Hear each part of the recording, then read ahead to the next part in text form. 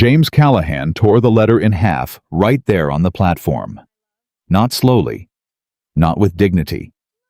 He tore it like it had burned him, and maybe it had because his 6-year-old daughter Lily was standing right beside him, holding a handful of wildflowers she had picked that morning for a woman she had never met.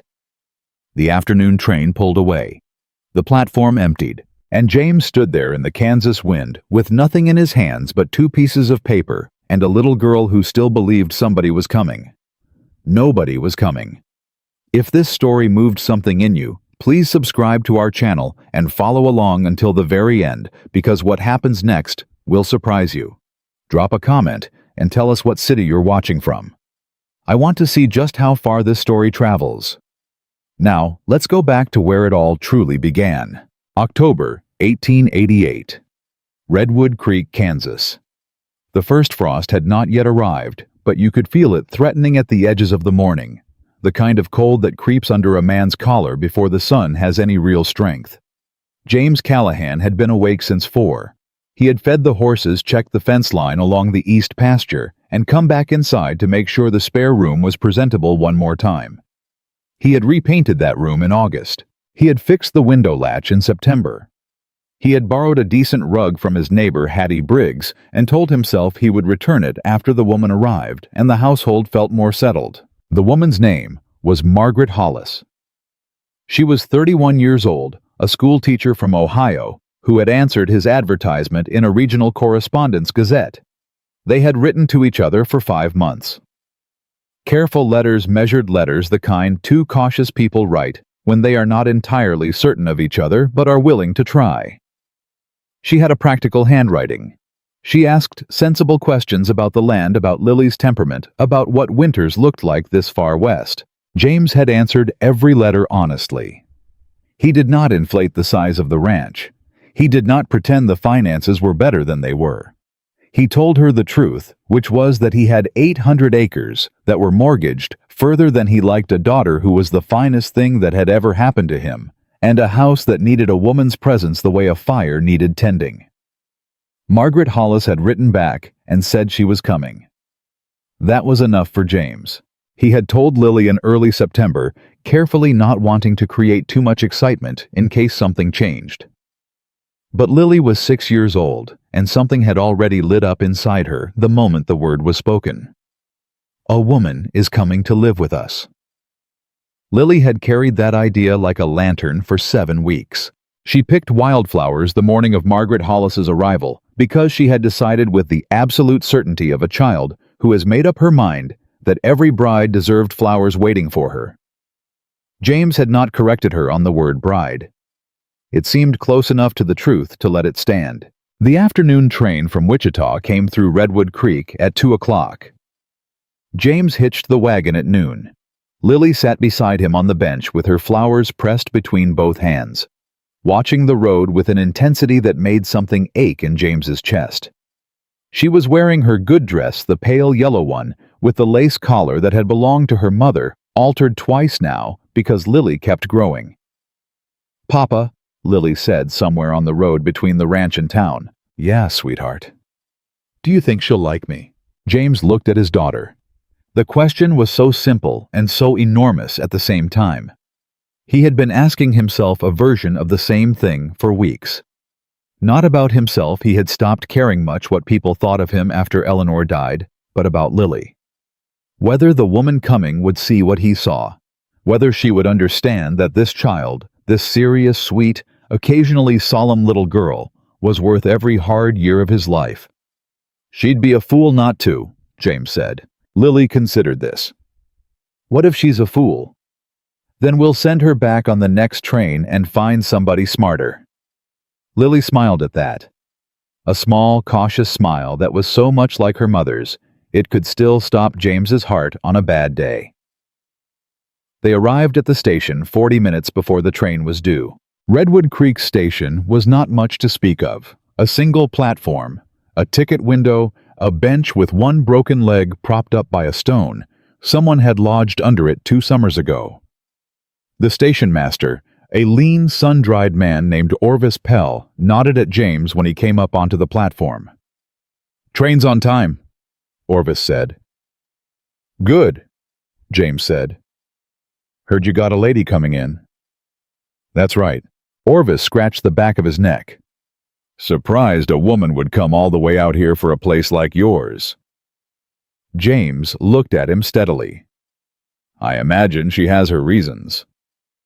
Orvis had the good sense to go back inside.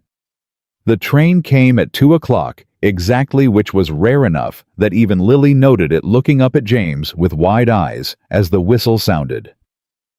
Steam rolled across the platform. The brakes groaned. The cars slowed and settled, and the door to the passenger car swung open. James straightened. Lily gripped her flowers tighter.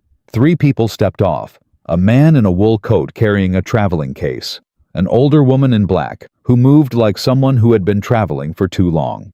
And a young boy, maybe 10, who jumped off before the step was fully down and nearly knocked the older woman sideways. Nobody else. The door stayed open for another moment.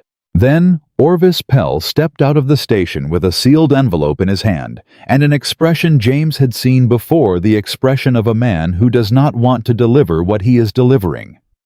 Callahan, he said quietly.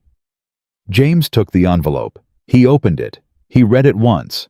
He read it again, not because he misunderstood the first time, but because he needed the second reading to confirm what his chest had already figured out. Margaret Hollis was not coming. She had met a man in Columbus 3 weeks prior. A druggist with a house already paid for, and no children, and no failing ranch in western Kansas. She was sorry. She hoped James understood. She wished him well, and hoped he found what he was looking for. The wildflowers in Lily's hands rustled in the wind. James folded the letter. He put it in his coat pocket. He stood very still on that platform for a moment that lasted somewhere between 5 seconds and 5 years. Then Lily's hand found his small fingers wrapping around 2 of his, the way she had been doing since she could walk. "Papa," she said. He looked down at her. "Does this mean nobody is coming home with us?" He did not answer for a long time. The man in the wool coat walked past them. The older woman found someone waiting for her and moved away with relief. Orvis Pell went back inside. The steam from the engine drifted slow and white across the empty platform. "Not today," James said finally. It was the best he could do. They drove home in silence. Not the easy silence of people comfortable with each other, but the tight, careful silence of someone trying to hold something together that keeps wanting to fall apart. Lily did not cry. She held the wildflowers in her lap the whole way home, and when they pulled up in front of the house, she looked at the fence James had repaired, the small garden bed he had cleared for her, and she walked inside without a word. James unhitched the wagon and led the horse to the barn. He stood in the barn for a long time after that. He did not cry either. He had learned to stop doing that 2 years ago, when Eleanor passed. The grief was still there. It would always be there. But he had built something like a wall around it. Not so he could pretend it did not exist, but so it could not knock him flat every time it moved. He had responsibilities. He had 800 acres and a daughter in a yellow dress and a spare room with a borrowed rug. He had to keep moving. The following Sunday at church, the story had already spread. That was how it worked in Redwood Creek. News traveled before the people it was about could catch their breath. James sat in the third pew with Lily beside him and felt the weight of other people's awareness pressing against the back of his neck. 2 women whispered something to each other and looked away when he turned.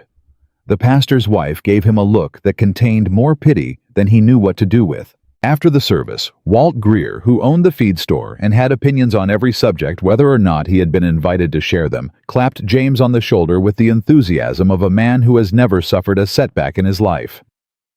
"Tough luck, Callahan. Suppose the woman came to her senses." James looked at him. "Which woman?" he said. Walt blinked. "Well, the one who was supposed to—" "The one I've never met," James said. "That woman." Walt opened and closed his mouth once. "I reckon she just made a different choice," James said. "Happens to people." He walked away. But it stayed with him, that conversation, the shape of it. The implication that a woman choosing not to come to his ranch was evidence of his inadequacy. As though Margaret Hollis had looked at the full picture of his life and made a judgment he was supposed to accept as accurate. He did not accept it. But he also could not fully dismiss it. Because the truth, the honest and private truth he kept to himself, was that Lily needed something he could not provide. Not because he did not love her with everything he had. He did. He would have traded the ranch, the land, the next 10 years of his life to spare Lily 1 hour of confusion or loneliness. But there were things a father could not do. He had watched it happen slowly over the past 2 years. The way Lily sometimes looked at other women in town, the way she studied the older girls who had mothers helping them with their hair, the way she sat with a kind of composed patience that no 6-year-old should need. Lily had learned to be self-sufficient because she had to be. That was not the same as being all right.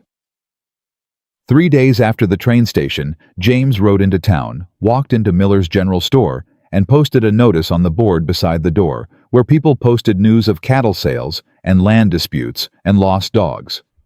He wrote it himself in his own handwriting, and he kept it short. Widower seeking a woman willing to help manage a household and care for a young daughter. Honest work, honest pay, no promises beyond respect. He did not sign his name. Everyone in Redwood Creek would know who had written it. He rode home. That evening, Lily helped him with dinner, standing on her step stool beside the stove, stirring a pot of beans with the seriousness of a person twice her age. "Papa," she said. "Yeah." "Are we going to be all right?" James looked at his daughter. She was not asking about dinner. She was asking about everything. "Yes," he said. It was the second time that week he had said something he needed to be true badly enough to say it out loud. The notice stayed on Miller's board for 11 days. The reaction in town was exactly what James had expected, which was that people found it either amusing or sad, and said so to each other in the way people do when they have decided they already know how a story ends. Dorothy Greer Walt's wife reportedly said that no sensible woman would take up an offer like that, and no desperate woman would be worth having. The blacksmith's apprentice, a boy named Clem, who was 19 and had strong opinions about dignity, said the notice was embarrassing. James heard all of it eventually. Redwood Creek was a small town. He did not change the notice. On the 11th day, the afternoon wagon from the crossroads came into Redwood Creek carrying 6 passengers. James was not at the station that day. He was at the ranch working the east fence line that had come loose in a night wind, and he had sent Lily with Hattie Briggs for the afternoon because Hattie's youngest daughter was close to Lily's age, and the two of them got along well enough to give each other company. So James did not see her arrive. What he heard later from Hattie herself, who had heard it from the miller's wife, was that a woman had stepped off the afternoon wagon with a small travel bag over one shoulder and a wooden cradle in her arms. A wooden cradle. Not a box, not a trunk, not a piece of furniture wrapped in cloth. An open cradle, small and worn smooth, the kind built for an infant, clearly old, clearly used, carried in both arms like something precious. The woman had gone straight to Miller's general store, read the notice on the board, asked old Miller for the direction of the Callahan Ranch, and set off down the main road on foot. Nobody offered her a ride. That was worth noting. In a town where people would ordinarily fall over each other to be helpful to a newcomer, nobody offered this particular woman a ride, because the cradle troubled them. An unmarried woman, and she wore no ring.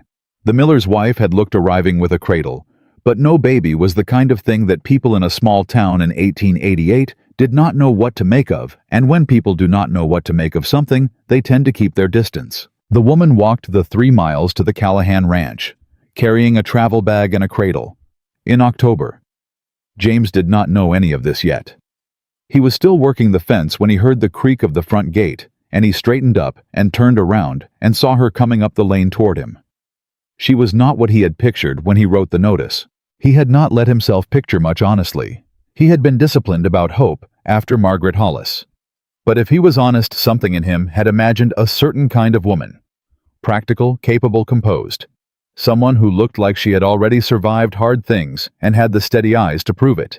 What he saw was a woman in a gray dress that had seen better days with chestnut brown hair pinned back under a plain hat, walking toward him, with an old wooden cradle in her arms, like she had been carrying it for years and expected to carry it for years more. She stopped about 10 feet from him. "Mr. Callahan," she said. Her voice was level, not loud, not uncertain. "That's right," James said. "My name is Anna Whitaker. I saw your notice in town." She shifted the cradle slightly in her arms. "I'd like to discuss the position."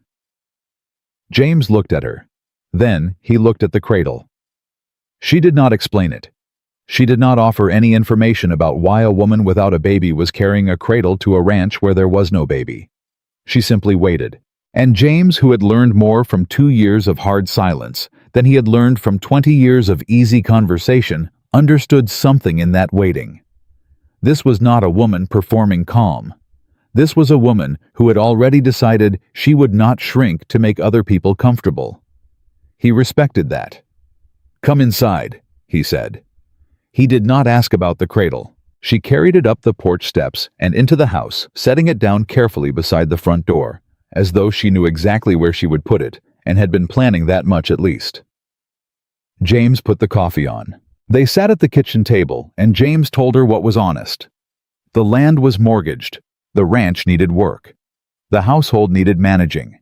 His daughter was 6 years old, and the most important thing in his life, and whoever came to work in this house needed to understand that Lily came first, ahead of the work, and ahead of any other consideration.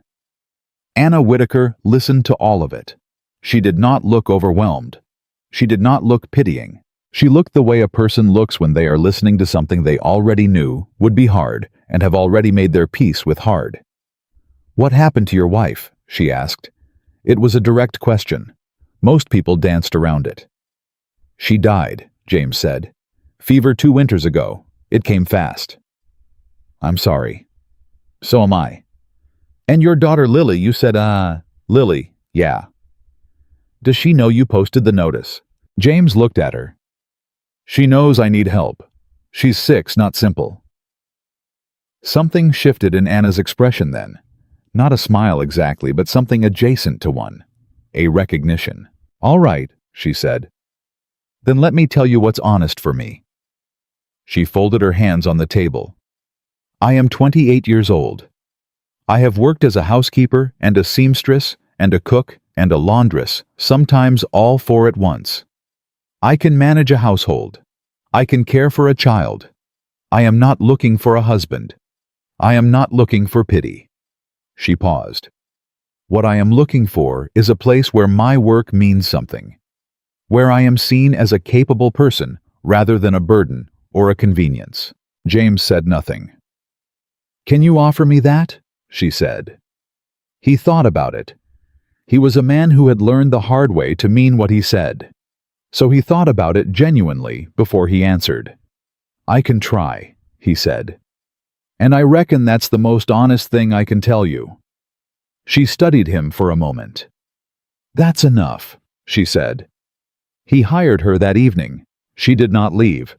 Hattie Briggs brought Lily home just before supper, and Lily stood in the kitchen doorway and looked at the woman standing at the stove with the careful evaluating gaze of a child who has learned not to get her hopes up too fast. "You the lady from the notice?" Lily said. "I am," Anna said. "Are you going to stay?" Anna looked at the child, at the yellow dress with the lace collar, at the serious brown eyes, at the posture that was slightly too controlled for a 6-year-old. "I plan to," Anna said. Lily considered this for a moment. Then she went and sat at the table and picked up the fork she had set for herself before Hattie arrived, and she said, "All right then, Papa burns the potatoes." James from the doorway closed his eyes briefly. Anna looked at him over Lily's head. "Good to know," she said. Supper that evening was burned at the edges because James had lost track of the pan while explaining to Lily that he did not in fact always burn things. Lily tasted a bite of potato and looked at him without expression. "Papa," she said. "Yeah. It's burned." "I know. You said you don't always burn things." "That was before I got distracted." Lily put her fork down and looked at him with the patience of a tiny, exhausted adult. "Papa, maybe you should let the lady cook." James looked at Anna. Anna pressed her lips together. Not a smile yet, but close. "She's not wrong," Anna said.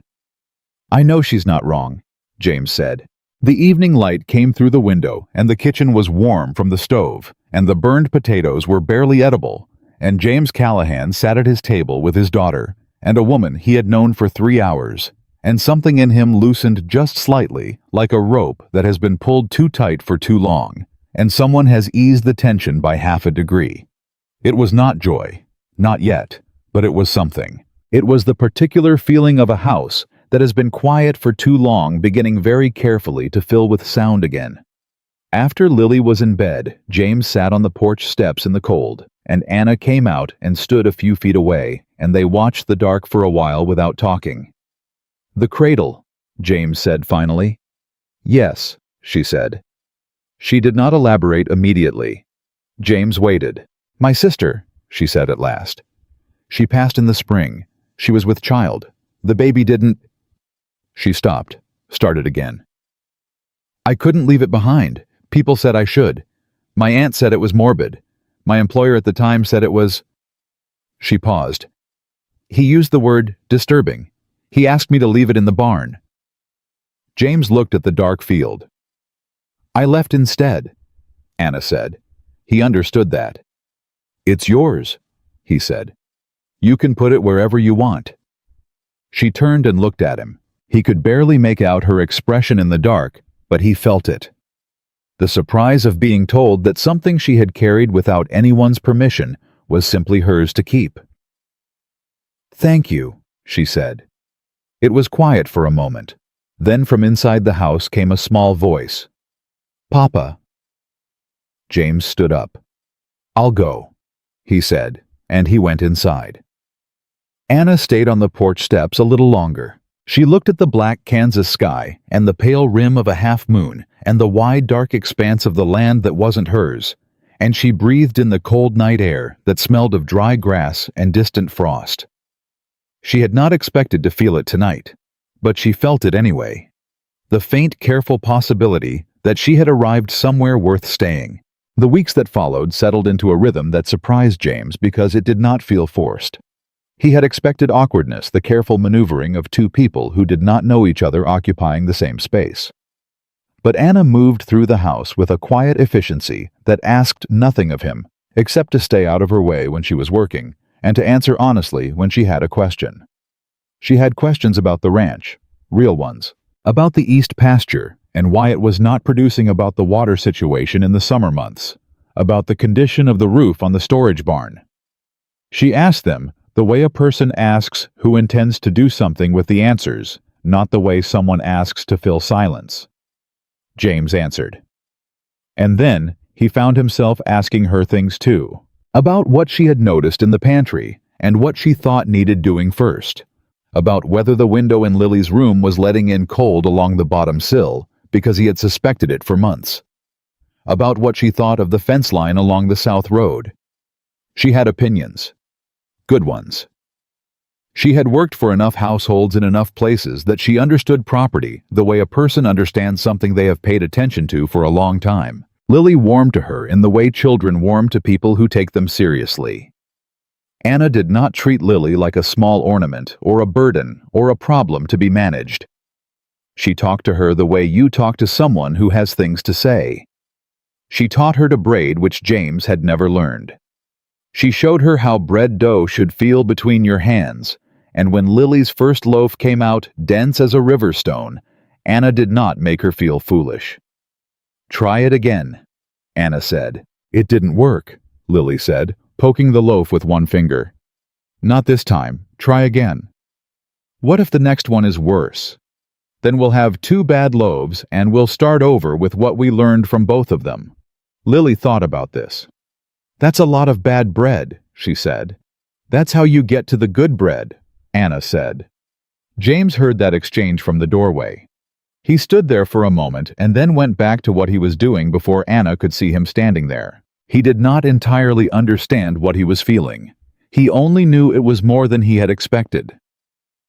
3 weeks after Anna arrived, James burned dinner again. He had been out longer than he planned on the south pasture, and by the time he got back, the pan had gone past done, and the kitchen smelled like something between supper and catastrophe. He stood over the stove, looking at what had been stew, and was now a question mark, and Lily came in from the hallway, tasted a corner of what might have been a carrot, and looked at him. "Papa," she said. "I know. The food is angry again." He looked at her. She said it so seriously. The food is angry. Something broke loose in his chest. A sound he had not made in so long he almost did not recognize it. He laughed. A real laugh, not the polite kind, not the kind you produce to make someone feel better. The real kind that starts somewhere low and comes up without asking permission. Lily stared at him. Then she laughed too. Anna came through this back door with a basket of dried herbs and stopped in the doorway and looked at the two of them laughing over a ruined pot of stew in a smoky kitchen, and something moved across her face that James did not catch clearly in the moment. He caught it later when he thought about it. It was the expression of someone who has been standing outside in the cold for a long time and has just walked through a door into warmth. "What happened?" she said. "The food got angry again," Lily told her. Anna set the basket down. She looked at the pan. She looked at James. "Sit down," she said. "Both of you." They sat. She worked with what was in the kitchen and produced something that was not stew exactly, but was hot and good, and nothing like the burned pan on the stove, and they ate it at the table while the wind picked up outside and rattled the shutters, and Lily fell asleep with her chin almost touching her bowl, and James carried her to bed and came back and found Anna washing the dishes in the quiet. He stood in the doorway for a moment. "You didn't have to do that," he said. "I know," she said. "We could have eaten the burned stew." She turned and looked at him. "No," she said. "You couldn't have. That stew was gone. It wasn't coming back." He looked at her. She looked at him.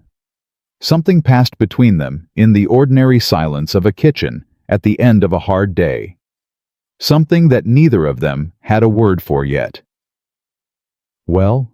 James said. "Well," Anna said. He went to bed. She finished the dishes, and neither of them said what was true, which was that the house felt more like a home tonight than it had in 2 years, and neither of them was entirely sure what to do with that. But October was wearing toward November, and November in Kansas had teeth. And before the month was out, James Callahan was going to learn that a man's land was only as safe as the people who wanted to take it would allow. Richard Hale had been watching the Callahan Ranch for 2 years. He was the kind of man who watched things from a distance and waited, which made him more dangerous than the kind who came at you directly. He owned 3,000 acres on the other side of Redwood Creek, and a controlling interest in the town's only bank, and he had a particular interest in struggling properties, because struggling properties eventually became available properties, and Richard Hale liked to be the man standing there when the moment came. He had tried twice already to buy James out. James had refused both times.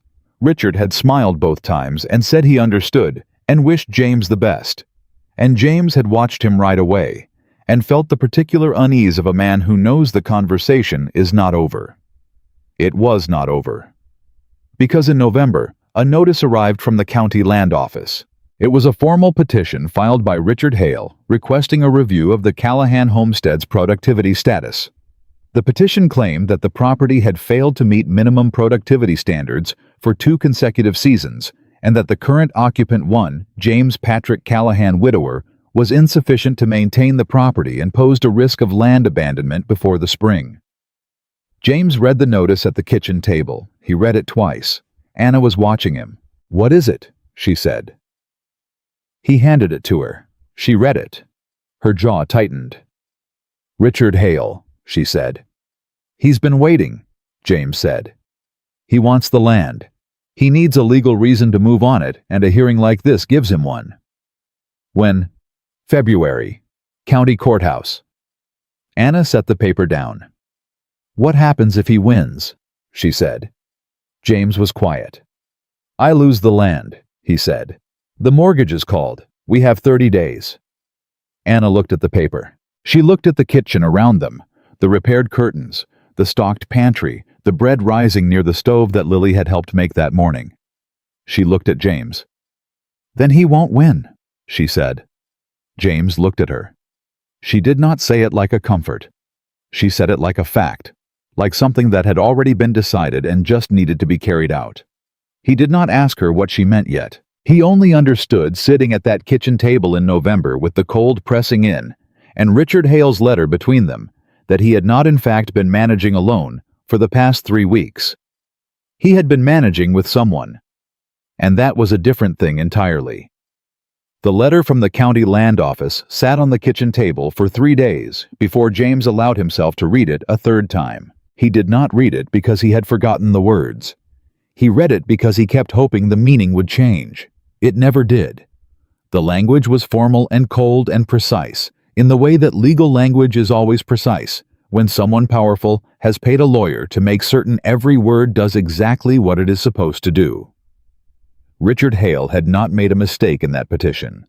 He had constructed it carefully, the way a man constructs a trap with patience and with knowledge of exactly which way his target would run. James set the letter down. Anna was at the stove. Lily was at the table with a piece of charcoal and a scrap of paper, drawing something with the intense concentration of a child who has decided that whatever she is making is important. "What are you drawing?" James asked her. Lily did not look up. "Our house." "Yeah, and the garden, and the fence you fixed." She added a line. "And the flowers I'm going to plant in spring." James looked at the paper. The drawing was lopsided and approximate, the house too tall and the fence too wavy, but Lily had put people in front of it. 3 of them. A tall one she had labeled Papa in careful letters. A smaller one beside it that was clearly her, and a third figure standing slightly apart but still within the fence line that she had not labeled yet. He looked at it for a long moment. He did not say anything, but something in his chest tightened and then loosened at the same time, the way a wound does when the pressure on it shifts. Anna came to the table and set a plate of biscuits down and glanced at the drawing and said nothing either. But she looked at it for a second longer than she needed to before she went back to the stove. That evening, after Lily was in bed, James spread every piece of paper he had related to the ranch across the table. Receipts, mortgage documents, seasonal records going back 3 years. The kind of paperwork a man keeps in a box because he knows it matters, but has not thought carefully about how it matters. Anna sat across from him. She did not wait to be invited. She just sat down and started reading. James watched her for a moment. "You know how to read this kind of thing," he said. She looked up at him over the papers. "I kept accounts for the Hargrove household for 2 years. Mr. Hargrove was a difficult man who believed women couldn't manage numbers."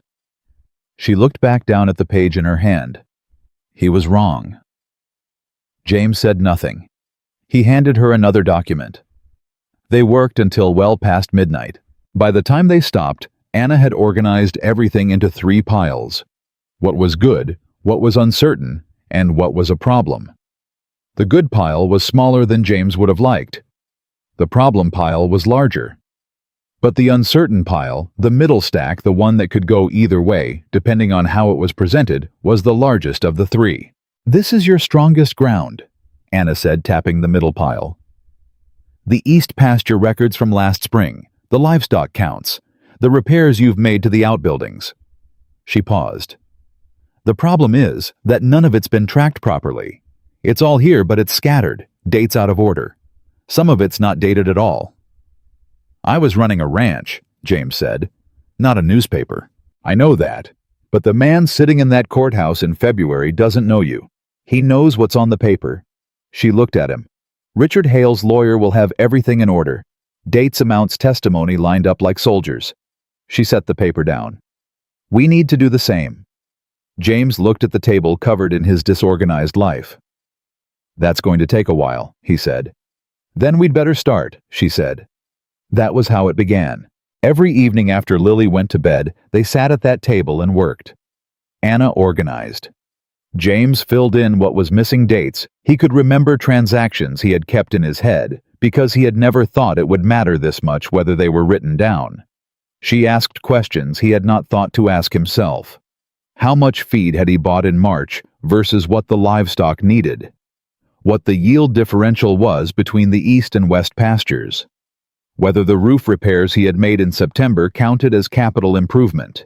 He did not always know the answers immediately. But he went and found them. He checked the receipts he had shoved in the tobacco tin on the barn shelf. He talked to Hattie Briggs, whose husband had sold him lumber twice and kept his own good records. He rode to the mill and asked old Perkins to look through his logs for the Callahan transactions going back 18 months. People were surprised by the question. Perkins scratched his head and said, "What do you need all that for?" "Legal matter," James said. Perkins looked at him carefully. "Hale." James said nothing. Perkins said, "Give me a day. I'll find what I've got." He did. The information was better than James expected. Not perfect, but real. Concrete numbers that showed a man maintaining his property through 2 difficult seasons, not a man abandoning it. He brought everything back to the table. Anna went through it line by line, and then one Tuesday evening in late November, she looked up from the papers and said, "James, we're going to win this." He looked at her. "Don't say that if you don't mean it," he said. "I mean it," she said. Richard Hale built his case on the idea that this ranch is failing. These numbers don't show a failing ranch. They show a ranch under pressure that is still producing, still maintaining, still standing. She tapped the organized stack in front of her. The narrative he's selling the county is a lie, and we have the evidence to prove it. James sat back. He looked at this woman across his kitchen table. This woman, who had walked 3 miles with a cradle in her arms because nobody offered her a ride. This woman who had arrived with nothing and had spent the last month quietly building a case that might save everything he owned. "Why are you doing this?" he said. She looked at him. Not defensively, with the directness she always brought to things. "Because it matters," she said. "It's not your land," he said. "No," she said, "but it's Lily's home." James had nothing to say to that. He looked down at the papers. He had been telling himself for 2 years that he was managing. He had been lying. Not about the ranch, not about the work, but about what managing actually meant. He had been confusing endurance with sufficiency, staying upright with being fine. And somewhere in the week since Anna Whitaker walked up his lane with a cradle in her arms, he had started to understand the difference. December arrived. The cold came down hard and fast the way it does in Kansas when winter stops making threats and starts keeping them. The morning chores took longer. The livestock needed more attention. The roads into town turned treacherous when the temperature dropped and the mud froze into ridges that grabbed at wagon wheels. Anna did not slow down. She was up before James most mornings, which irritated him mildly because he had always prided himself on being the first one moving, and she had quietly ended that without comment. She learned the rhythm of the ranch the way a person learns a language when they are living inside it. She knew which gate stuck. She knew the mare preferred her left side. She knew that the storage barn's south wall sweated when the temperature dropped below a certain point, and that the feed stored against it needed to be moved. She had figured that out on her own, and moved it on her own without telling James until he noticed the feed was somewhere different and asked about it. "The wall sweats," she said. "Feed would have gone bad." He stood and looked at the wall. She was right. "How'd you know that?" he said. "I looked at it," she said. He did not have a response to that, but he thought about it later. He thought about how he had owned that barn for 9 years and had not looked at that wall, not really because he had been too busy moving through his days to stop and actually see what was around him. And this woman had been here 6 weeks and had already seen it. Lily, for her part, had stopped being cautious. It had happened gradually, the way thawing happens, not all at once, but in small degrees, that add up to something significant before you notice the change. First, she had started talking more at supper. Then she had started following Anna into the kitchen and asking questions. Then she had started offering to help without being asked, which was something she had never done for James, because she had always known, with the perceptive accuracy of a child raised in a quiet house, that her father was managing at the edges of his capacity, and she should not add to his load. She did not feel that way with Anna. With Anna, she felt apparently that her help was actually wanted. "She asked me to teach her how to make pie crust yesterday," Anna told James one evening. "Did you?" he said. "We're making one tomorrow." She paused. "She said she wanted to surprise you." James looked at his coffee. "Don't tell her I know," he said. "I wasn't going to," Anna said. The pie was terrible. It was a genuine catastrophe of a pie.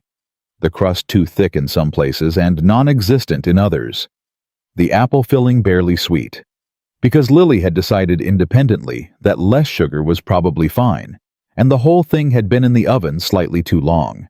Because Lily had gotten distracted by a cat that had appeared outside the kitchen window and had needed to be investigated. James ate 2 pieces. He said it was the best pie he had ever had. Lily looked at him with her mother's eyes and said, "Papa, you don't have to lie." "I'm not lying," he said. "It's terrible," she said. "It's your first pie," he said. "First pies are supposed to be terrible. That's how you know you made one."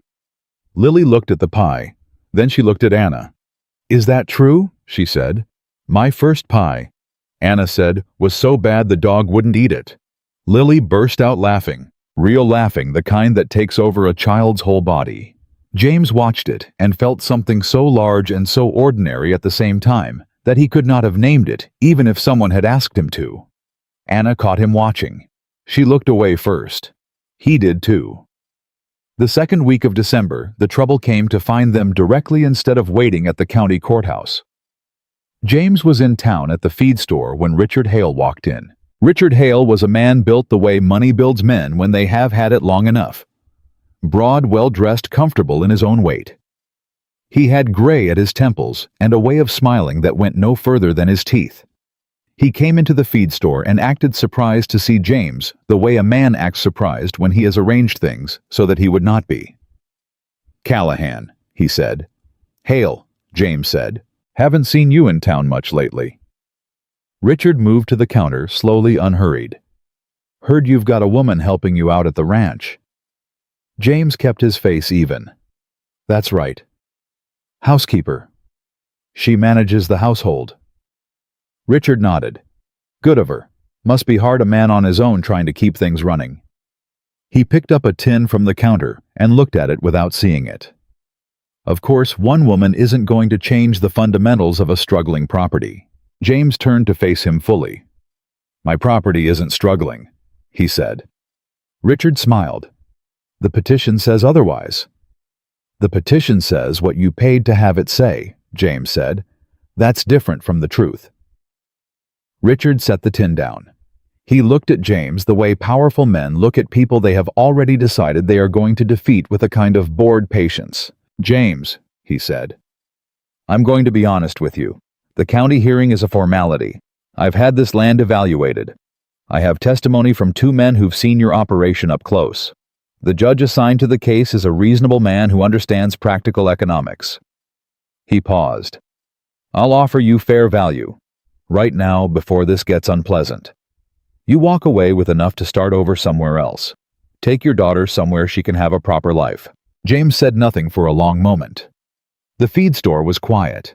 The man behind the counter was suddenly very busy looking at his ledger. "Let me tell you something, Richard," James said finally, his voice low and level. "I buried my wife 2 years ago. I raised my daughter on that land alone. I have worked every inch of it in every season, in every kind of weather this state has to offer." He took one step closer. "You're not offering me fair value. You're offering me the chance to give up before you have to fight me for it, and I'm going to decline." Richard Hale did not change his expression. "I hope you know what you're walking into," he said. "I know exactly what I'm walking into," James said. He paid for his feed and left. His hands were steady on the reins all the way home, but his jaw ached from holding it set, and he did not fully let out the breath he'd been holding until the ranch came into view at the end of the lane. He told Anna that evening. She listened without interrupting, which was her way. She let him say the whole thing, and then she was quiet for a moment, and then she said, 2 witnesses. That's what he said. Who? He didn't say. She was quiet again. We need to know who, she said. Why?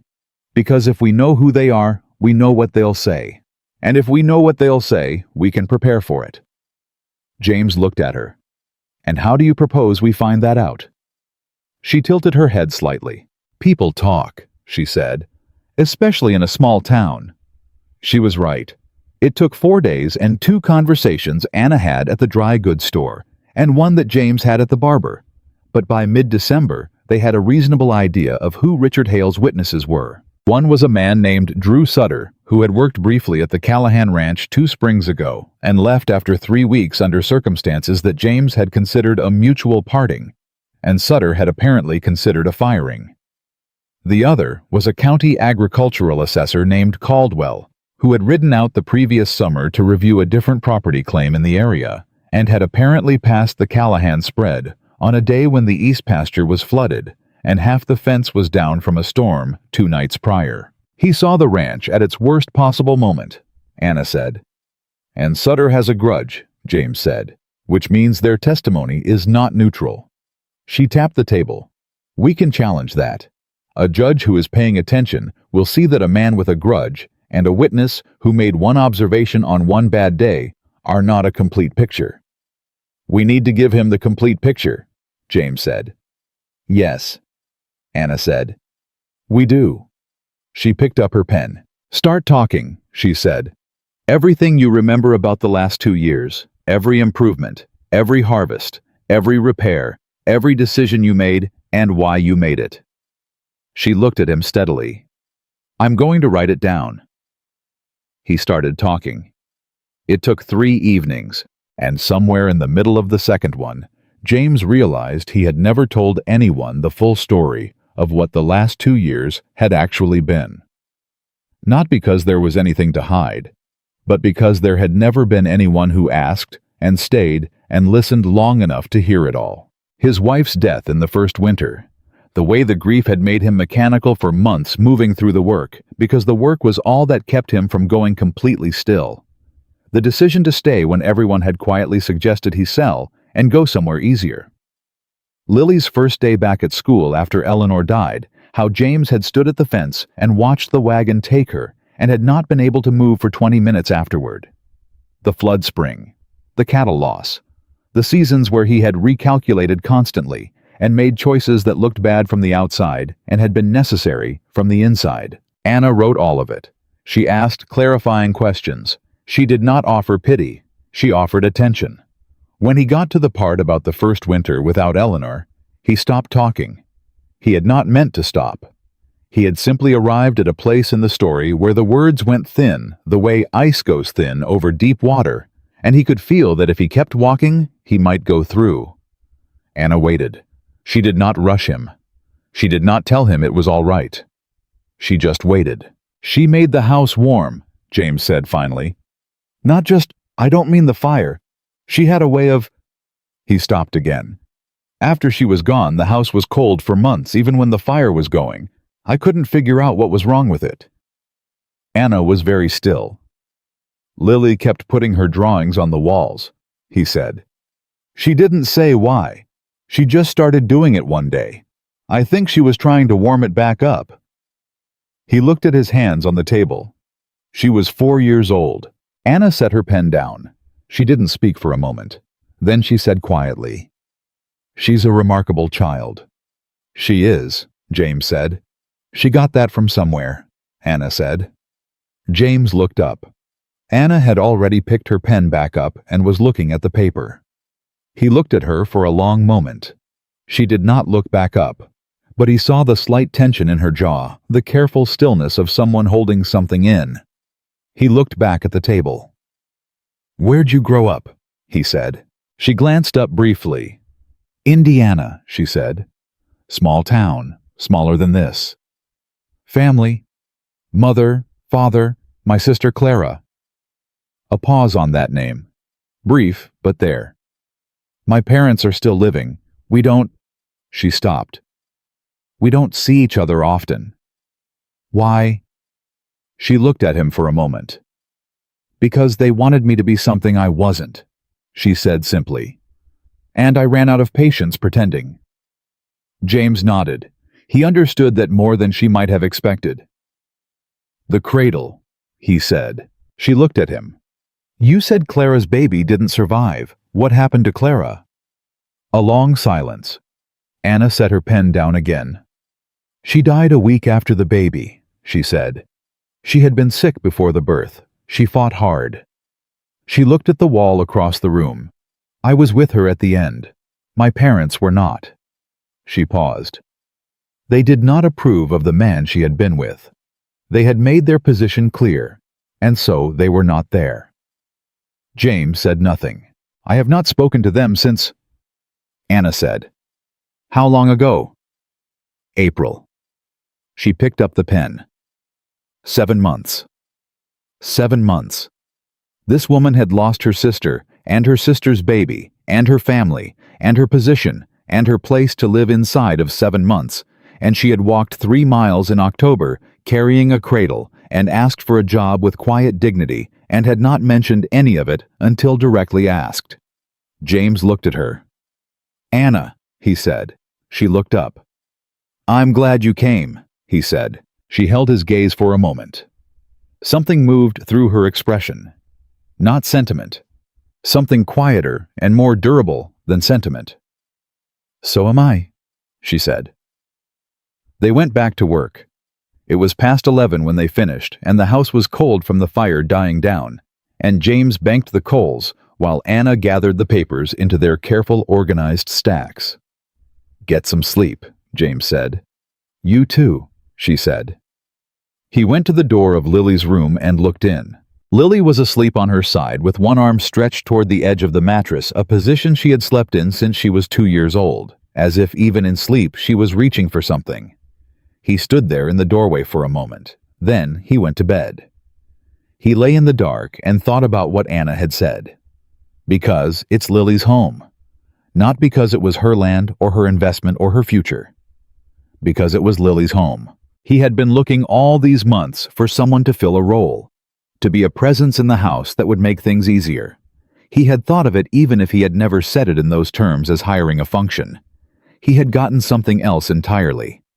He had gotten a person, one who had walked into his life carrying her own grief and her own losses and her own hard history, and had looked at his struggling ranch and his daughter's careful drawings and his burned suppers, and had decided for reasons that were entirely her own that this was a place worth fighting for.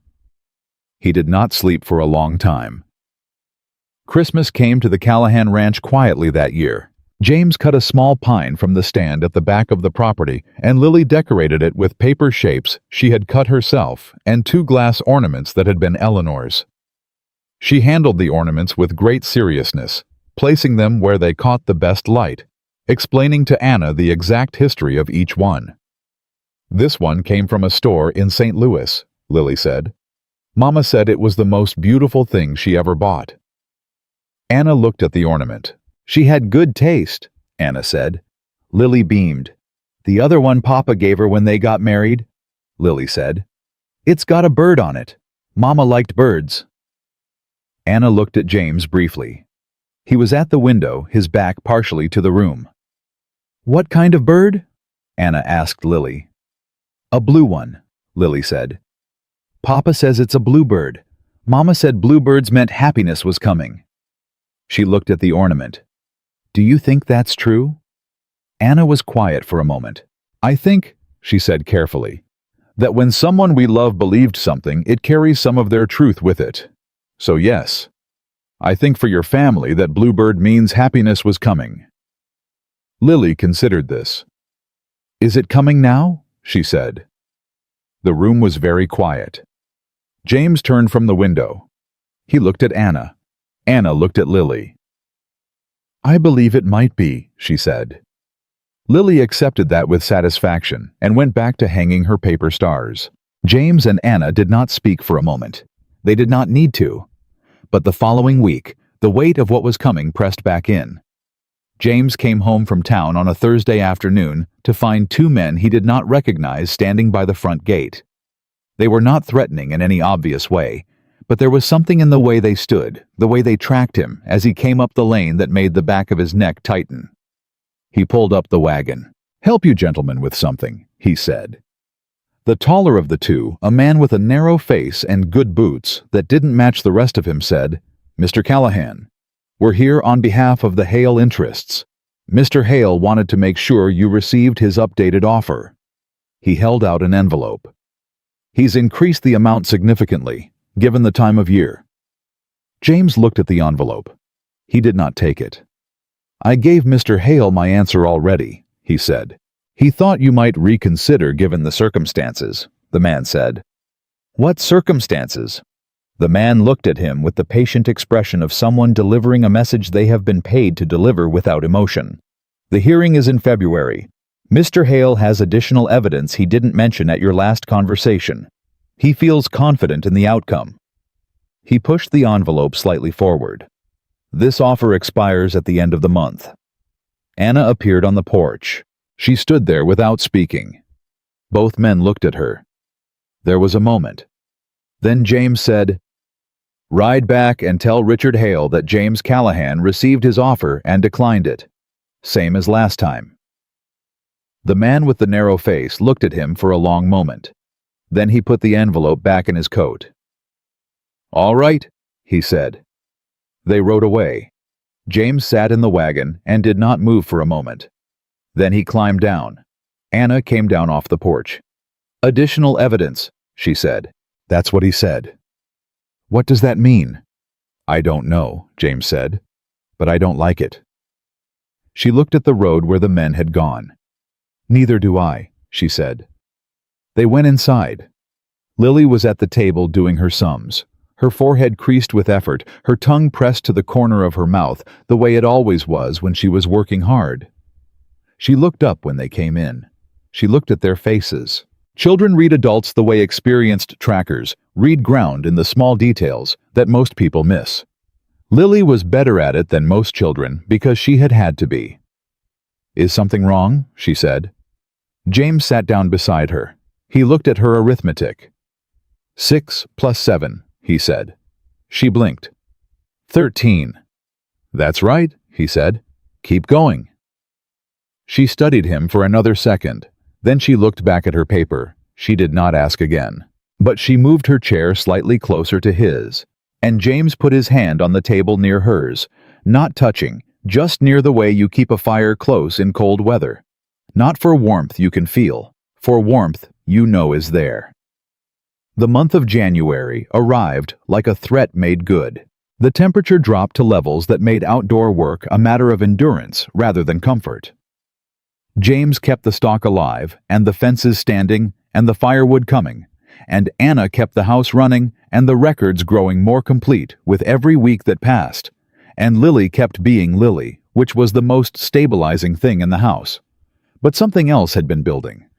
James had noticed it, and had been ignoring it with the discipline of a man who has decided that noticing something and doing something about it are two separate decisions. He was not ignoring it anymore. It had started, he thought, on the evening Anna had told him about Clara. Something had shifted after that conversation, some internal arrangement that he could not entirely account for. He found himself aware of her in the room, the way you become aware of something you have been taking for granted after you realize you might lose it. He noticed when she was tired. He noticed when she was quiet in a way that was different from her ordinary quiet. He noticed when she laughed, which was not often enough, and was always worth paying attention to when it happened. He did not say any of this. He kept it where most men kept things they weren't ready to look at directly. But he was going to have to look at it. And the reason came on a cold January afternoon when Hattie Briggs came calling.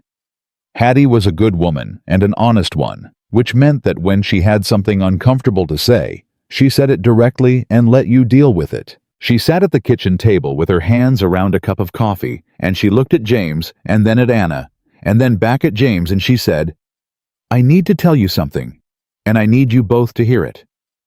Anna sat down. James leaned against the counter. "Richard Hale has been talking," Hattie said. "In town, to people." She paused. "He's been suggesting that the arrangement here she looked between them, is improper. The kitchen was very still. He's saying, Hattie continued carefully, that an unmarried woman living in a widower's home without a formal arrangement is a mark against the household's character. He's suggesting that the judge at the hearing might look at it unfavorably. She set her cup down. I think he's going to try to use it against you in February. James looked at the table. Anna looked at her hands. Neither of them spoke for a moment. Then Lily's voice came from the hallway. Anna? Anna looked up. Can you help me with my braid? It came undone. Anna stood up without a word and went to the hallway, and the sounds of a child's patient complaint and an adult's careful attention came through the door, and James stood in his kitchen with Hattie Briggs and a new problem he had not been expecting. Hattie looked at him. I'm sorry, James, she said quietly. I know this is complicated. James said nothing for a long moment. He was doing arithmetic in his head, not the kind with numbers, the harder kind. Hattie Briggs left 20 minutes after she had arrived, and the kitchen felt different after she was gone. Smaller, somehow. The walls a little closer. James stood at the window and listened to the sound of Anna in the hallway, helping Lily with her braid, and he thought about the word improper and what it cost a man when a word like that got attached to his name in a county hearing. He already knew the answer. Everything. It could cost him everything. Lily came through the kitchen doorway with her braid newly fixed, touching the back of it with one hand, the way she always did to check it was even. Hattie gone already, she said. Yeah, James said. She didn't stay for dinner. Not today. Lily looked at him with that measuring look she had, the one that said she knew something had happened and was deciding whether to ask about it. She decided not to. She went to the shelf and got her reader and sat at the table and opened it, and the kitchen filled with the sound of a child sounding out words, and Anna came back in and went to the stove without looking at James, and James stayed at the window for another moment before he pushed off and went to the barn to check on the horses. He stayed there longer than necessary. He stood in the cold with his hands on the stall rail, and he let himself think clearly, which was something he had learned to do in hard moments. Get away from the house, get away from the sound of other people, and let the actual shape of the problem take form without all the noise around it. The shape of this problem was simple. Richard Hale was going to stand in a courthouse in February and suggest that James Callahan was a man of poor judgment and improper habits.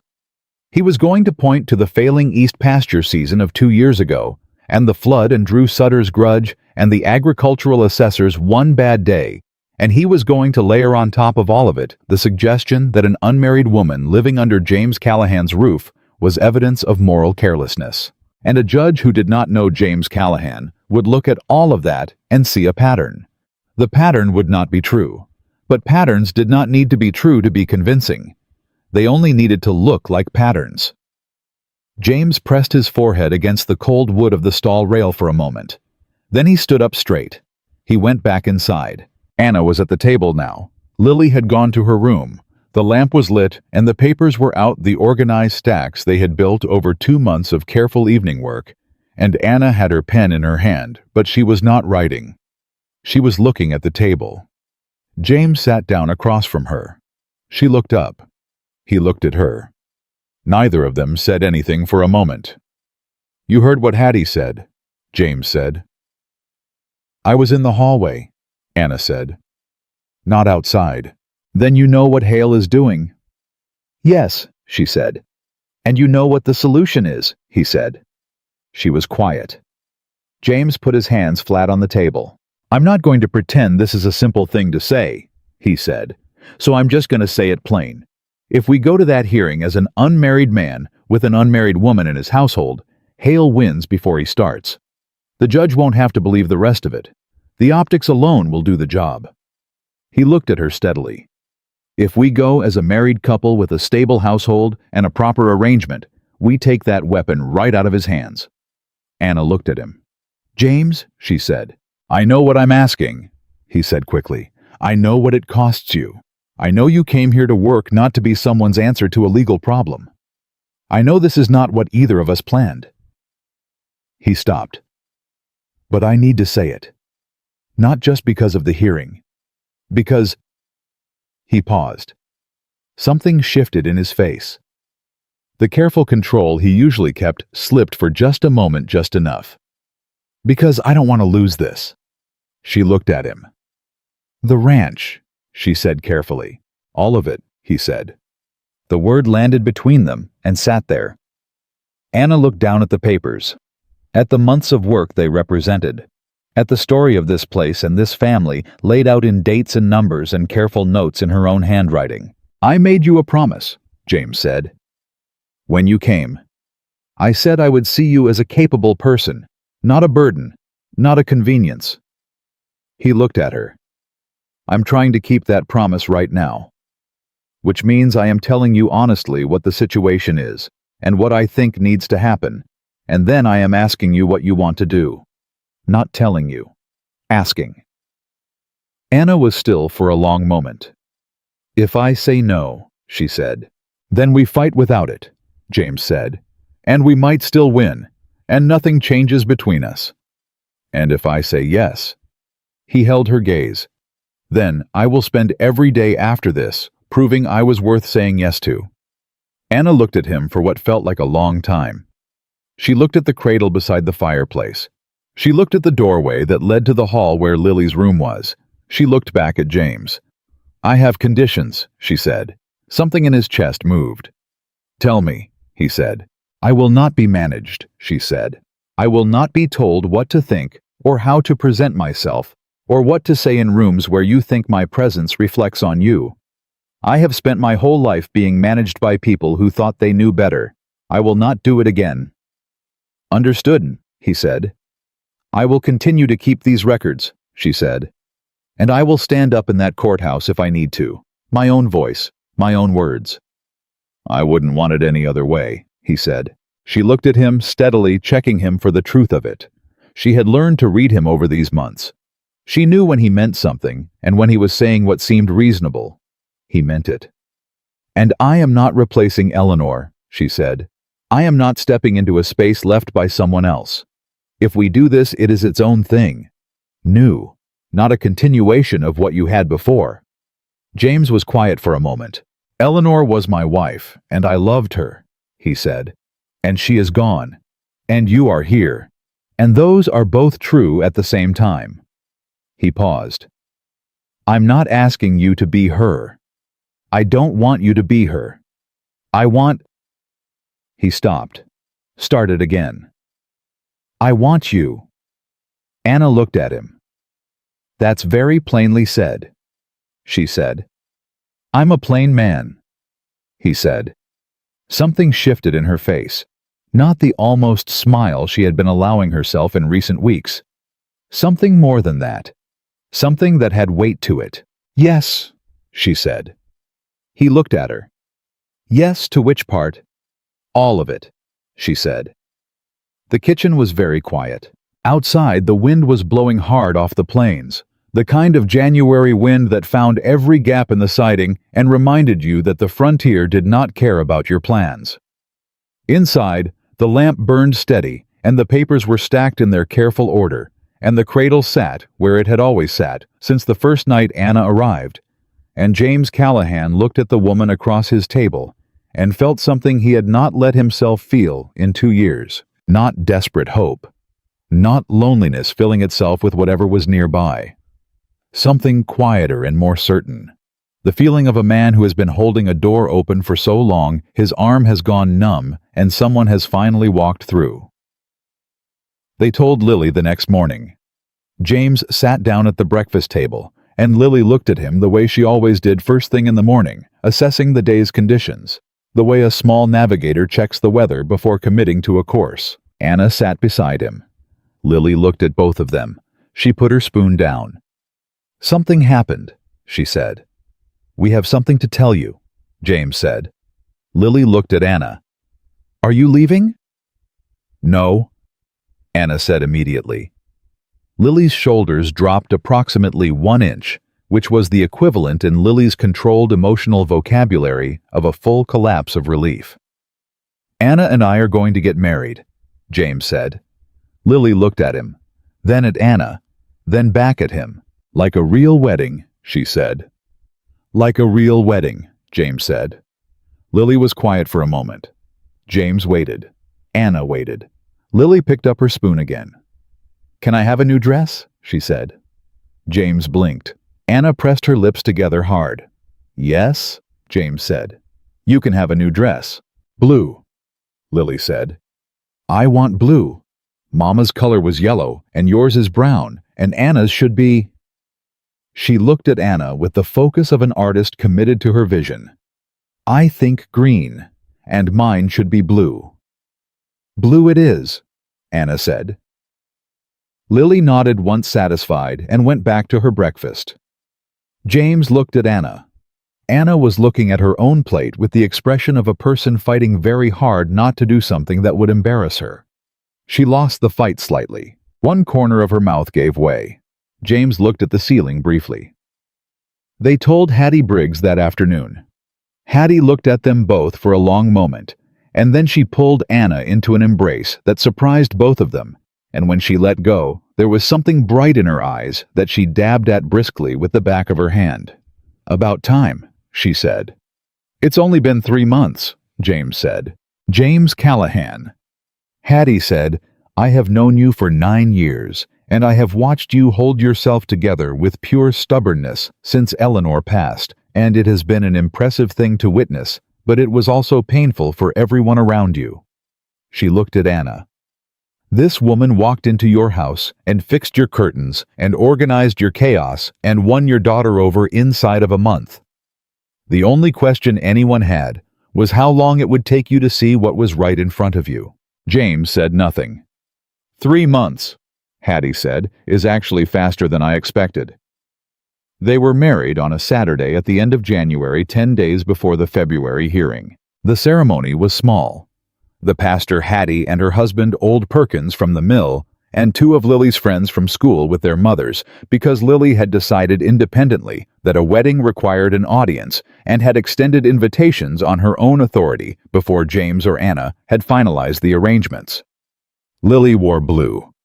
She had negotiated this so firmly that the seamstress in town had expressed admiration for her conviction. Anna wore the nicest dress she had, which was not new, but had been pressed until it was as close to perfect as fabric and effort could make it. James stood at the front of the church in his good coat, the one he had worn to Eleanor's funeral, and had not worn since, and he had not thought about that until he was already dressed, and then he had stood with it for a moment in the privacy of his own room and made a kind of peace with it. Life used what you gave it. The coat had done its work once. Now it was doing different work. Anna walked to the front of the church on her own because there was no one to walk her.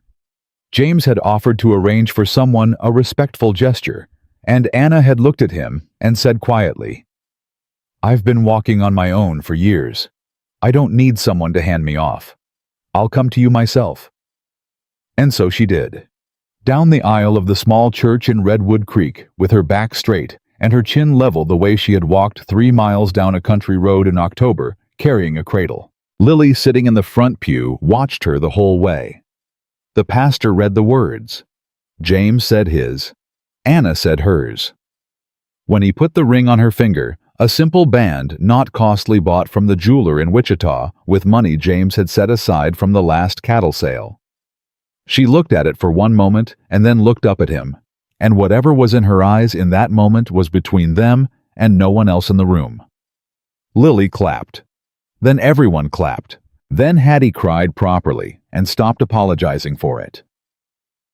That evening at the ranch, after the small gathering had come and gone, and the kitchen table had been cleared of the celebratory dinner Anna and Hattie had prepared, and Lily had finally been persuaded to sleep after 3 separate bedtime negotiations, James and Anna sat by the fire. The cradle was where it always was beside the hearth. Anna was looking at it. "You all right?" James said. "Yes," she said. Honest answer. She looked at him. "I'm thinking about Clara." He nodded. "She would have liked this," Anna said. She was a breath. She believed in things like this, happy endings, second chances. She was more faithful in those things than I was. She looked at the fire. "I used to tease her for it. I told her she was too hopeful, that life doesn't hand you things just because you believe in them. She paused. I was wrong. James looked at the fire too. She'd have liked the ranch, he said. She'd have loved Lily, Anna said, immediately and completely. Most people do, James said. Lily doesn't make it easy for most people, Anna said. She made it easy for you, James said. Anna was quiet for a moment. Yes, she said. She did. He looked at her. She was still watching the fire, the light of it moving across her face, and James thought about the first evening she had stood on this porch in the dark and talked about her sister, and he had said the cradle was hers to keep, and he thought about everything that had happened between that night and this one, and it seemed both very long and very short, the way significant time always seems when you look back at it.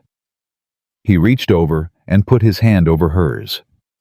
She did not pull away. She turned her hand over and closed her fingers around his. They sat like that for a while. The fire burned down, and in the morning the hearing was 9 days away and Richard Hale was still coming. James went to town the next day, not for supplies, not for feed. He went to find Drew Sutter. He had thought about this for a week and had decided there was nothing to be gained by avoiding it. Sutter had a grievance, real or imagined, and grievances that go unaddressed before a courthouse date have a way of calcifying into something harder than they started out. James had treated him fairly 2 years ago. He believed that. But fair is not always the same as communicated, and he had never gone back to make sure Sutter understood his side of it. He found Sutter at the saloon early as it was nursing a drink with the focused dedication of a man who has nowhere better to be. James sat down across from him. Sutter looked up. His face did something complicated. Callahan, he said. Drew, James said. Come to ask me to back down, Sutter said. Because Hale's paying me, and I need the money. James looked at him steadily. How much is he paying you? He said. Sutter named a figure. James said. Is it enough to stand up in a courthouse and tell a story you know isn't true? Sutter's jaw tightened. I left your ranch because you didn't want me there, he said. You left because you weren't doing the work, James said. And I think you know the difference between those two things. He leaned forward slightly. I did not treat you unkindly, Drew. I told you honestly that it wasn't working, and I paid you for the time you were there. I did not spread your name around. I did not tell people the details. He paused. What you do in that courthouse is going to say something about you, not just about me. Sutter looked at his glass. I need the money, he said again, but it was quieter this time. Then find honest work, James said. I'll put a word in for you at the mill if you want it. Perkins needs someone reliable. He stood up. I can't tell you what to do, but I'm asking you to think about what you're willing to say in a room full of people with your hand on a Bible. He left. He did not know if it would matter, but he had said what needed to be said. When he got home that afternoon, Anna had company he hadn't expected. A woman named Frances Cole was sitting at the kitchen table across from Anna. A woman James knew by reputation, more than acquaintance. She was the wife of the county land surveyor. A woman who had herself navigated a property dispute 3 years ago and come out the other side with her land intact. James stood in the doorway. Anna looked at him. Frances has offered to provide a character statement, she said, for the hearing. James looked at Frances Cole. She was a small woman with intelligent eyes and a directness that reminded him a little of Anna. Mrs. Cole, he said. Mr. Callahan, she said. I've been watching Richard Hale operate in this county for 6 years. He took 40 acres from the Hendersons in 1885 using the same kind of petition he filed against you. He got the Kowalski widow to sell for half value in 1886 by convincing her she had no legal ground to stand on. She folded her hands. She had plenty of ground. She just didn't know it. She looked at James directly. I have a long memory and a willingness to stand up in front of a judge and use it. James looked at Anna. Anna looked back at him with an expression that said she had not orchestrated this, but was not sorry about it. How did this come about? James said. I ran into Francis at the dry goods store, Anna said simply. We got to talking, Francis said. James sat down at the table. What exactly are you willing to say? He said. Francis Cole told him. It took 40 minutes. By the end of it, James understood that Anna had not simply been managing the ranch's paperwork for the past 2 months. She had also, quietly and without announcement, been building something else. A picture. A case for who James Callahan was, in this community, told through the voices of people who knew him. Compiled the way you compile anything important, one piece at a time, with patience. After Francis left, James sat at the table. Anna was putting the coffee things away. How many people, he said. She turned. Including Francis. 6, she said. So far. He looked at her. When did you? December, she said. When Hale sent those men to the gate. I decided waiting for the hearing to tell our story was the wrong approach. She came and sat across from him. A judge is a person. People don't just respond to paperwork. They respond to other people vouching for what the paperwork means. She paused. You have people who will do that for you, James. You just never thought to ask them. He sat with that. I don't like asking people for things, he said. I know, she said. I noticed. Is that a criticism? It's an observation, she said. There's a difference. He looked at her. You've been very busy, he said. Yes, she said. Behind my back. On your behalf, she said calmly. Those are different things, too. He thought about being irritated. He decided it was the wrong response. Thank you, he said. She nodded once.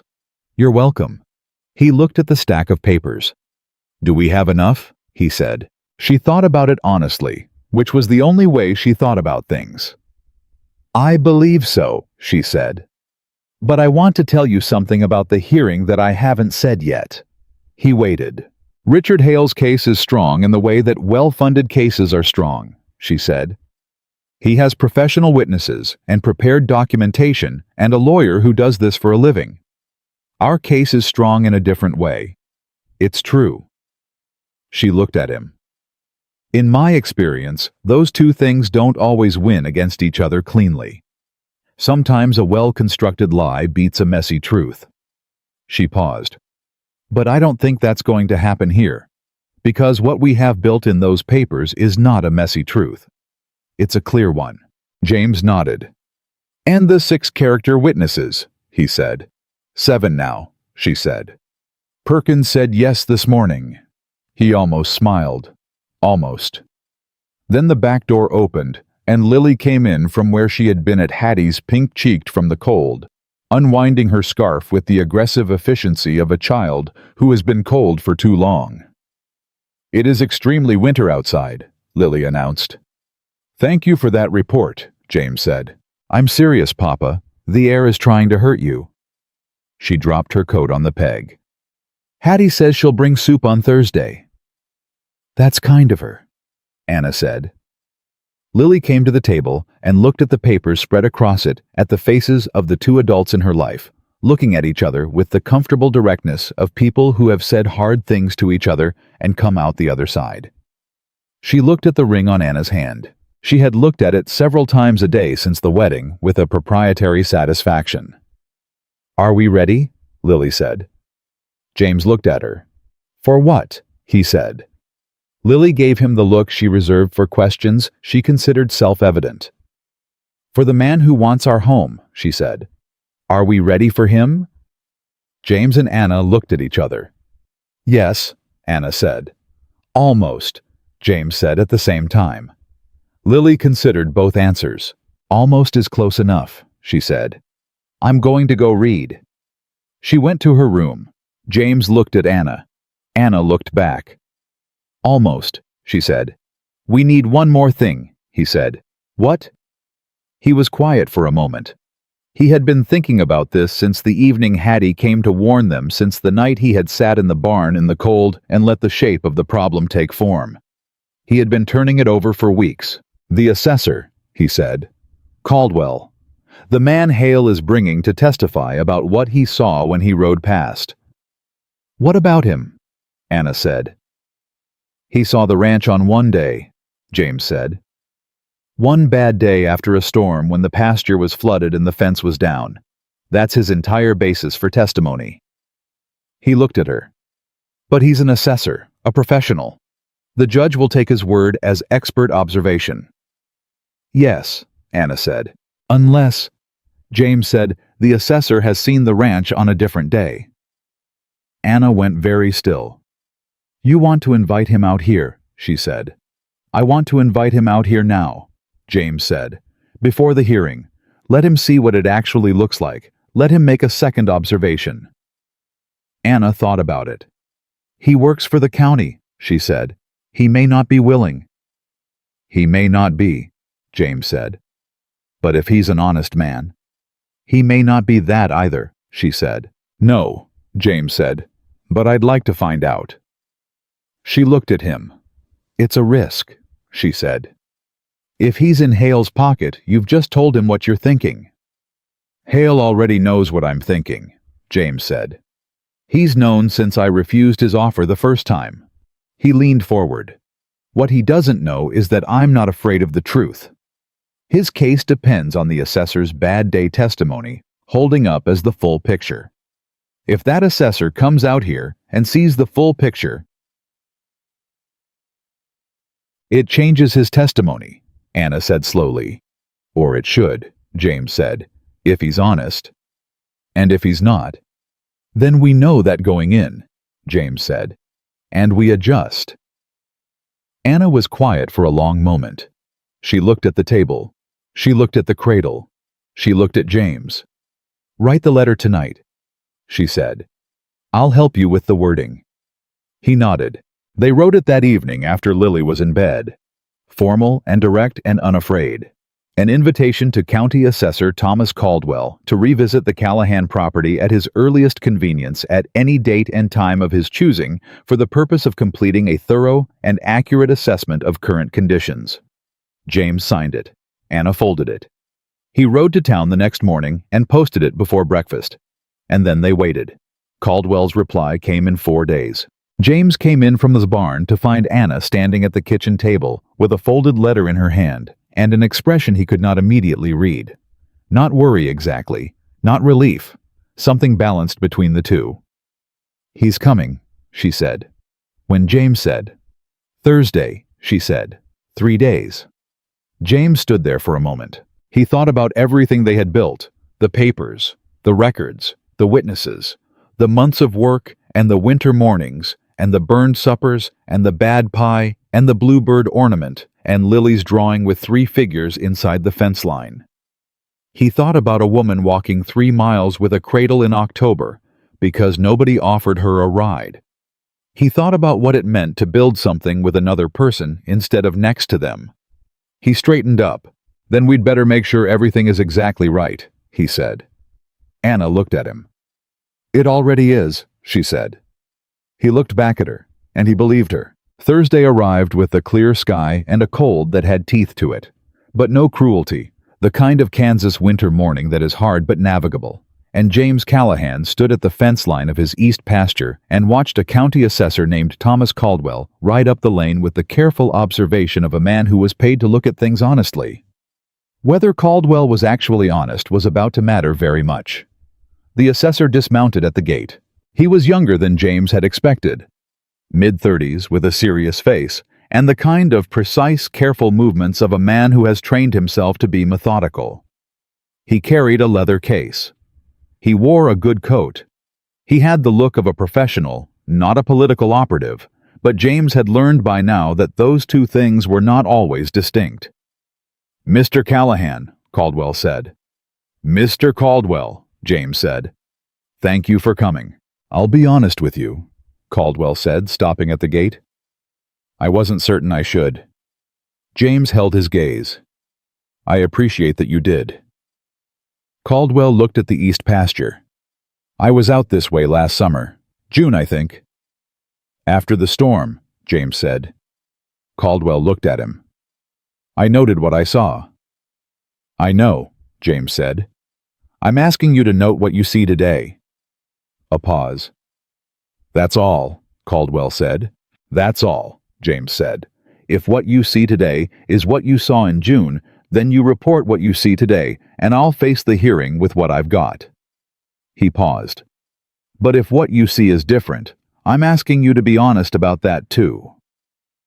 Caldwell looked at him for a moment. Then he opened the gate.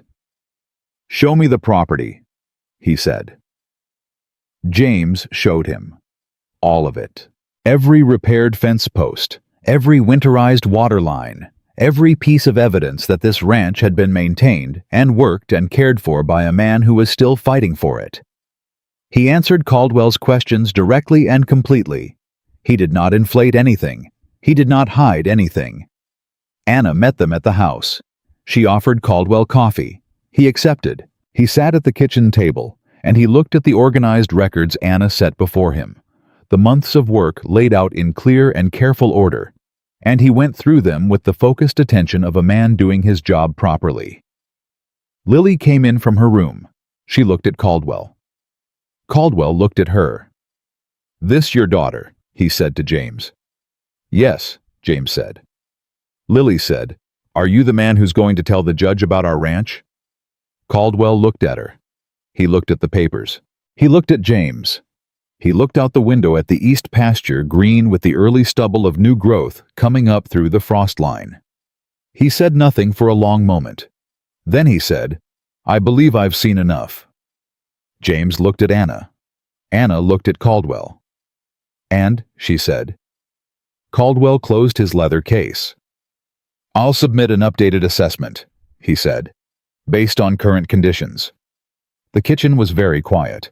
Lily, who had not entirely understood what was happening, but had understood enough, went to the window and looked out at the east pasture. Good, she said, as though the matter were settled, as though there were never any real question.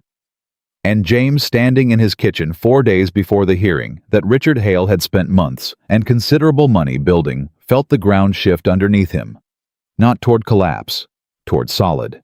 The 4 days before the hearing passed the way the days before hard things always pass, too fast, in some moments, too slow in others, and with a particular quality of silence that settles over a household, when everyone in it knows something is coming, and nobody wants to be the one to say it out loud.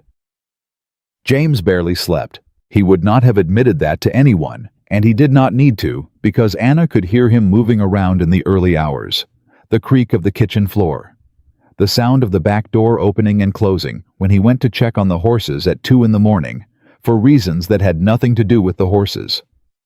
She did not call after him. She understood the particular restlessness of a person who has done everything they can do and now has to wait for it to be enough. She felt it herself.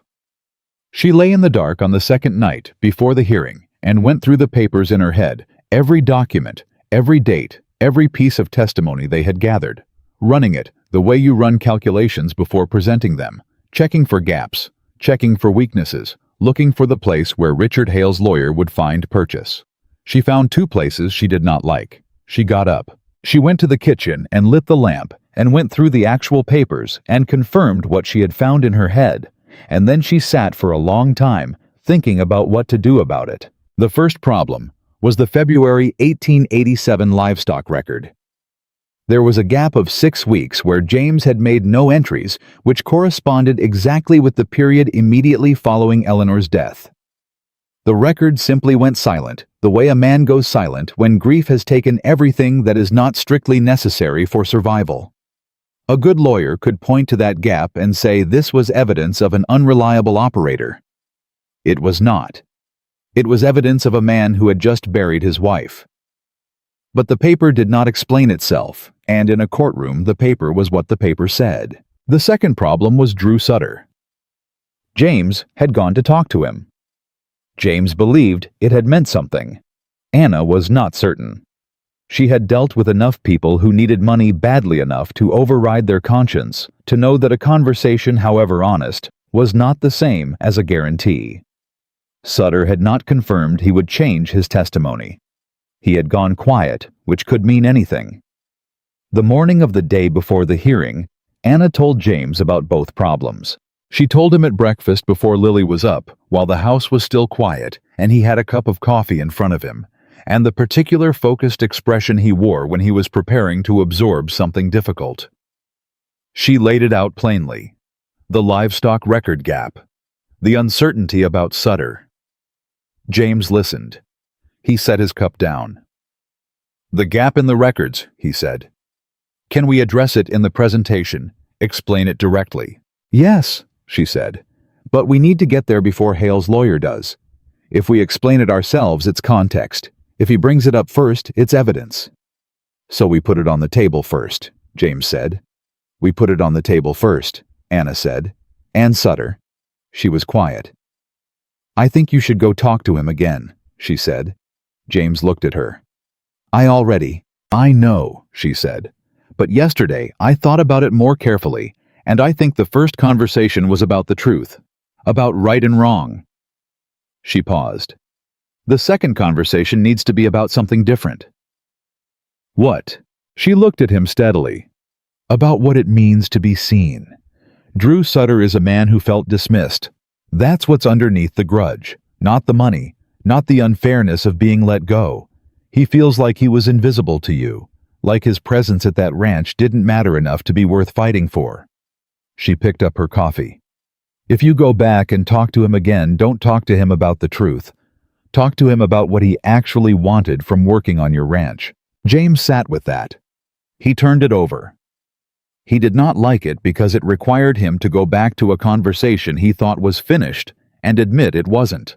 And it required him to be more honest about his own failures than he usually chose to be.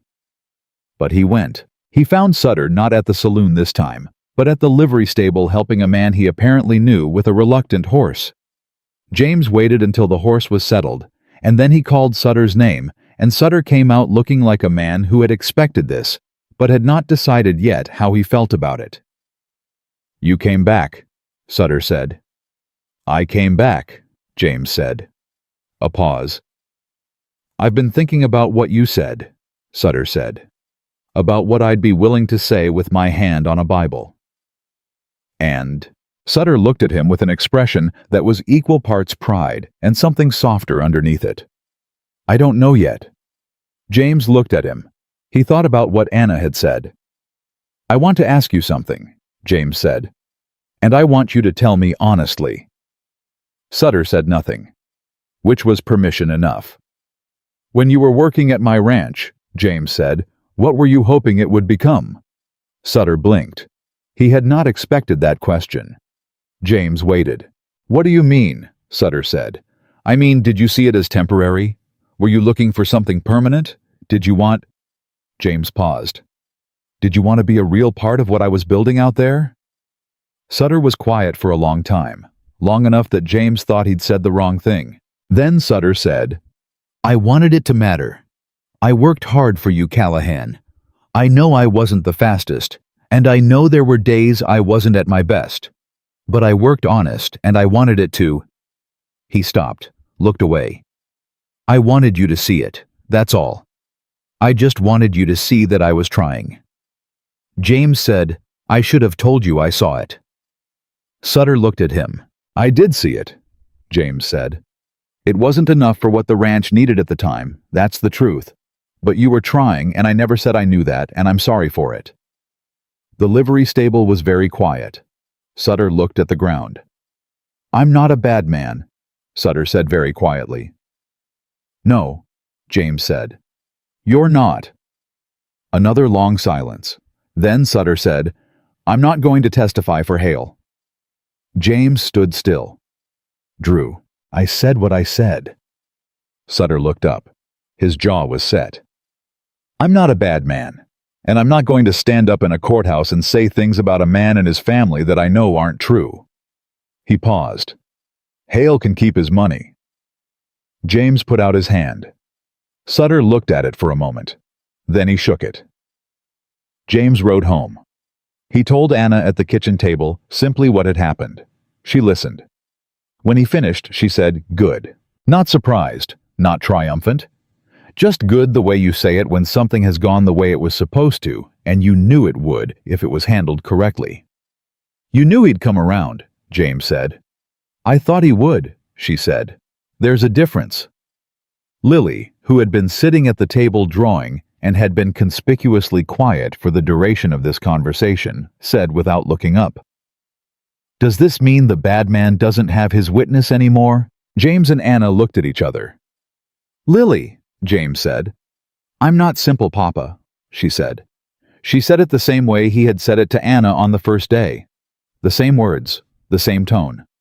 Anna made a sound that was not quite a laugh, but was adjacent to one and turned it quickly into clearing her throat. James looked at the ceiling. You're something, you know that, he said to his daughter. I know, Lily said, and kept drawing. The morning of the hearing, James was up before 3. He dressed in the dark. He went to the kitchen and made coffee, and stood at the window and drank it while the sky was still completely black. He had laid out everything the night before. The documents in their careful order, the list of witnesses, the notes Anna had made about the livestock record gap and how to address it. He had read through all of it twice and then put it away because reading it a third time would not add anything except anxiety. He heard Anna's footstep behind him. She came to stand beside him at the window. She had dressed already too in her good dress, the one from the wedding, her hair pinned with the care of someone who understands that appearance in a courthouse matters in ways that have nothing to do with truth. You all right? She said. Nervous, he said. Good, she said. He looked at her. Nervous means you understand what's at stake, she said. Men who aren't nervous about things like this are the ones who lose them. He handed her his coffee. She took a sip, handed it back.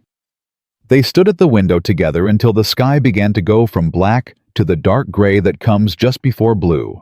And then Lily appeared in the doorway in her nightgown, her braid undone from sleep, looking at them both with the expression of a child who has decided she will not cry today regardless of what happens. You're going now, she said. In an hour, James said. Hattie's coming to stay with you. Lily looked at both of them. When? She said. Just that. When? James crouched down in front of her. We'll do our best, he said. Lily put both her hands on his face the way she had done since she was very small, framing him. When? She said again. He put his hands over hers. All right, he said. Hattie arrived at 6:30. She hugged Anna and told her she had prayed on this, and the Lord had an opinion, and the opinion was in their favor. She sent James out the door with the brisk efficiency of a woman who believes the best preparation for a hard day is to get it started. The courthouse in Redwood Creek was the largest building in town, which was not saying a great deal, but it had the weight of official seriousness to it, the kind of place where decisions got made that people lived with for years afterward. James and Anna arrived to find the room already occupied. 7 people from Redwood Creek and the surrounding county were there. Frances Cole, sitting in the 3rd row, with her hands folded and her back straight. Perkins from the mill. Hattie's husband, who had come independently. 3 other names from their list. And one face James had not expected, the pastor who had married them 2 weeks ago, and who apparently had decided that his presence constituted an additional form of testimony. James stopped when he saw them. He stood there for a moment. He did not trust himself to speak. Anna put her hand through his arm. Just that. He found his footing, and they went to the front of the room. Richard Hale was already there with his lawyer, a compact man from Wichita named Storrow, who had the sleek composure of someone who wins enough to be bored by the anticipation. Hale sat at his table with his usual comfortable patience and looked at James and Anna with an expression that conceded nothing. He looked at the people sitting in the rows behind James. Something shifted in his face. Not much. Not enough to call it concern. But something. His lawyer leaned over and said something quietly to him. Hale said something back. The judge, a weathered man named Abner Kolth, who had been on the county bench for 11 years, came in at 9 o'clock sharp. He sat down. He looked at both tables. He looked at the room. He said, We're here on the matter of the petition filed by Mr. Richard Hale regarding the Callahan homestead. I've reviewed the initial documents. We'll hear from petitioner's counsel first, then respondent. I want clean arguments, honest evidence, and no theatrics. Anyone who gives me theatrics will regret it." He looked at both lawyers. "Begin." Storrow stood up. He was good. James had to admit that. He had the kind of voice that sounded like reason itself, measured and clean, laying out the case against the Callahan Ranch the way you'd lay out the facts of arithmetic, one item at a time, each one supporting the next. He submitted the original documents. He cited the flood season.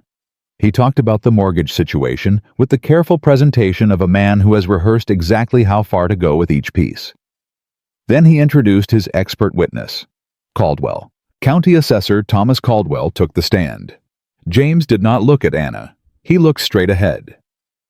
Storrow asked Caldwell about his observations from the previous June. Caldwell said in a carefully composed voice, "I passed the Callahan property on June 14th of last year.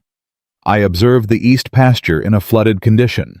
The fence along the north line was down in 2 sections.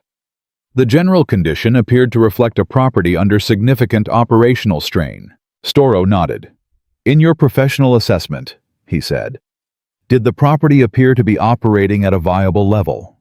Caldwell said, "At the time of my June observation, no." A murmur in the room. Storrow looked satisfied. "No further questions," he said. The judge looked at James's lawyer, a man named Cooper from the county seat, who was not sleek like Storrow, but was thorough, which was what they needed. Cooper stood up. "Mr. Caldwell," he said, "you said at the time of my June observation. Have you observed the property at any other time?" A pause. Storrow looked up. Hale looked up. Caldwell said, "Yes. I made a second observation last Thursday at Mr. Callahan's invitation."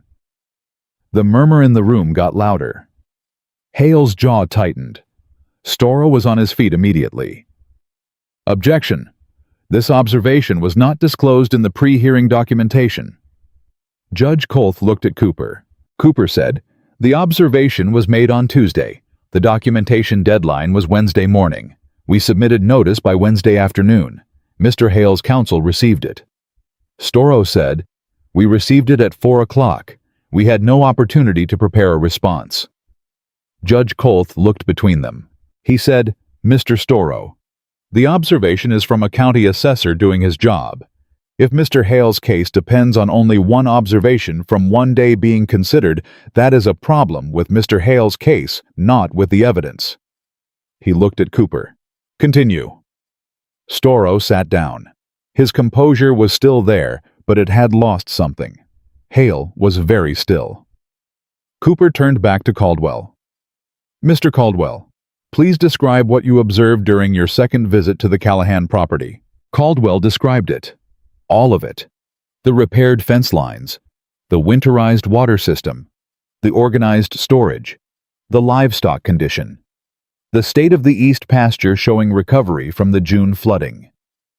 He described the ranch records that Anna had laid before him at the kitchen table, the months of careful documentation that told the story of a property that had been under pressure and had been maintained through that pressure by consistent deliberate work. He said it all in the same flat professional voice he had used to describe the June observation.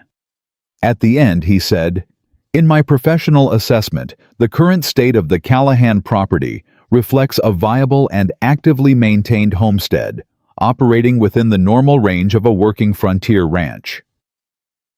The room was not silent this time. Francis Cole said, very quietly, the kind of sound a woman makes when something has gone exactly as it should. Hale looked at his lawyer. Storrow was writing something. Cooper sat down. The judge called a brief recess. During the recess, James stood outside the courthouse with Anna in the cold, and he pressed the back of his hand against his mouth for a moment and looked at the empty road and breathed. "He told the truth," James said. "Yes," Anna said. "I wasn't sure he would." "I know," she said. "But he's a professional. His name goes on that testimony. He's not Richard Hale's man, James. He's the county's man. He told the truth because it's what he saw." James turned to look at her. She was standing with her arms folded against the cold, her breath coming in small white puffs, her face calm and certain. "You were right," he said. "About all of it." "Not all of it," she said. "I wasn't certain about Sutter." "You were right about Sutter." She almost smiled.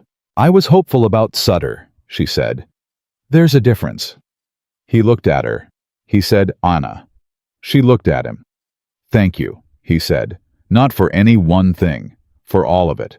For the papers and the witnesses and the 3 miles in October and the burned dinner and the bread lessons and the Christmas ornament and the second conversation and the first night on the porch and the way she said, 'Because it's Lily's home,' like it was the simplest thing in the world." She looked at him for a moment.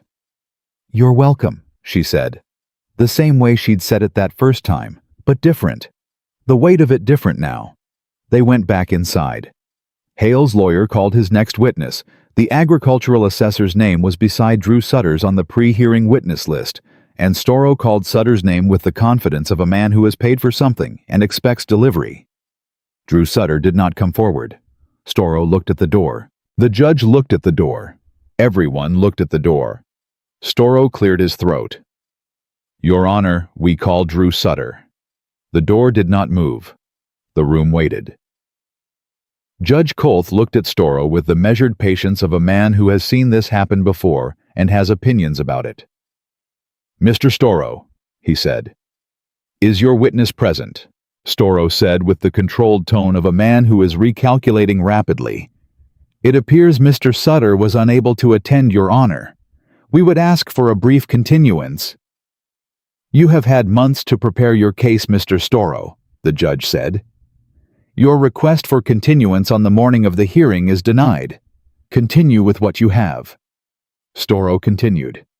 But what he had was less than he had arrived with. He made the strongest version of the argument that remained the original assessment documents, the mortgage records, the general claim that a single operator frontier ranch with a challenged financial history was structurally insufficient for the county's minimum maintenance standard. He was still good. He was still composed. But the floor had shifted under him.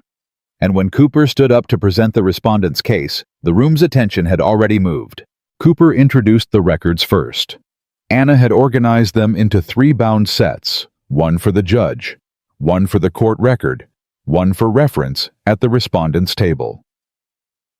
Cooper walked through them methodically, hitting the key dates, the improvements, the production records, the winterization work, the livestock management decisions that showed not a man in retreat, but a man actively managing a complex property through difficult seasons.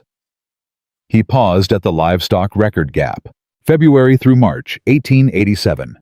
6 weeks of silence. He said, "Your Honor, I want to address this gap directly because I expect opposing counsel has noted it and intends to address it himself.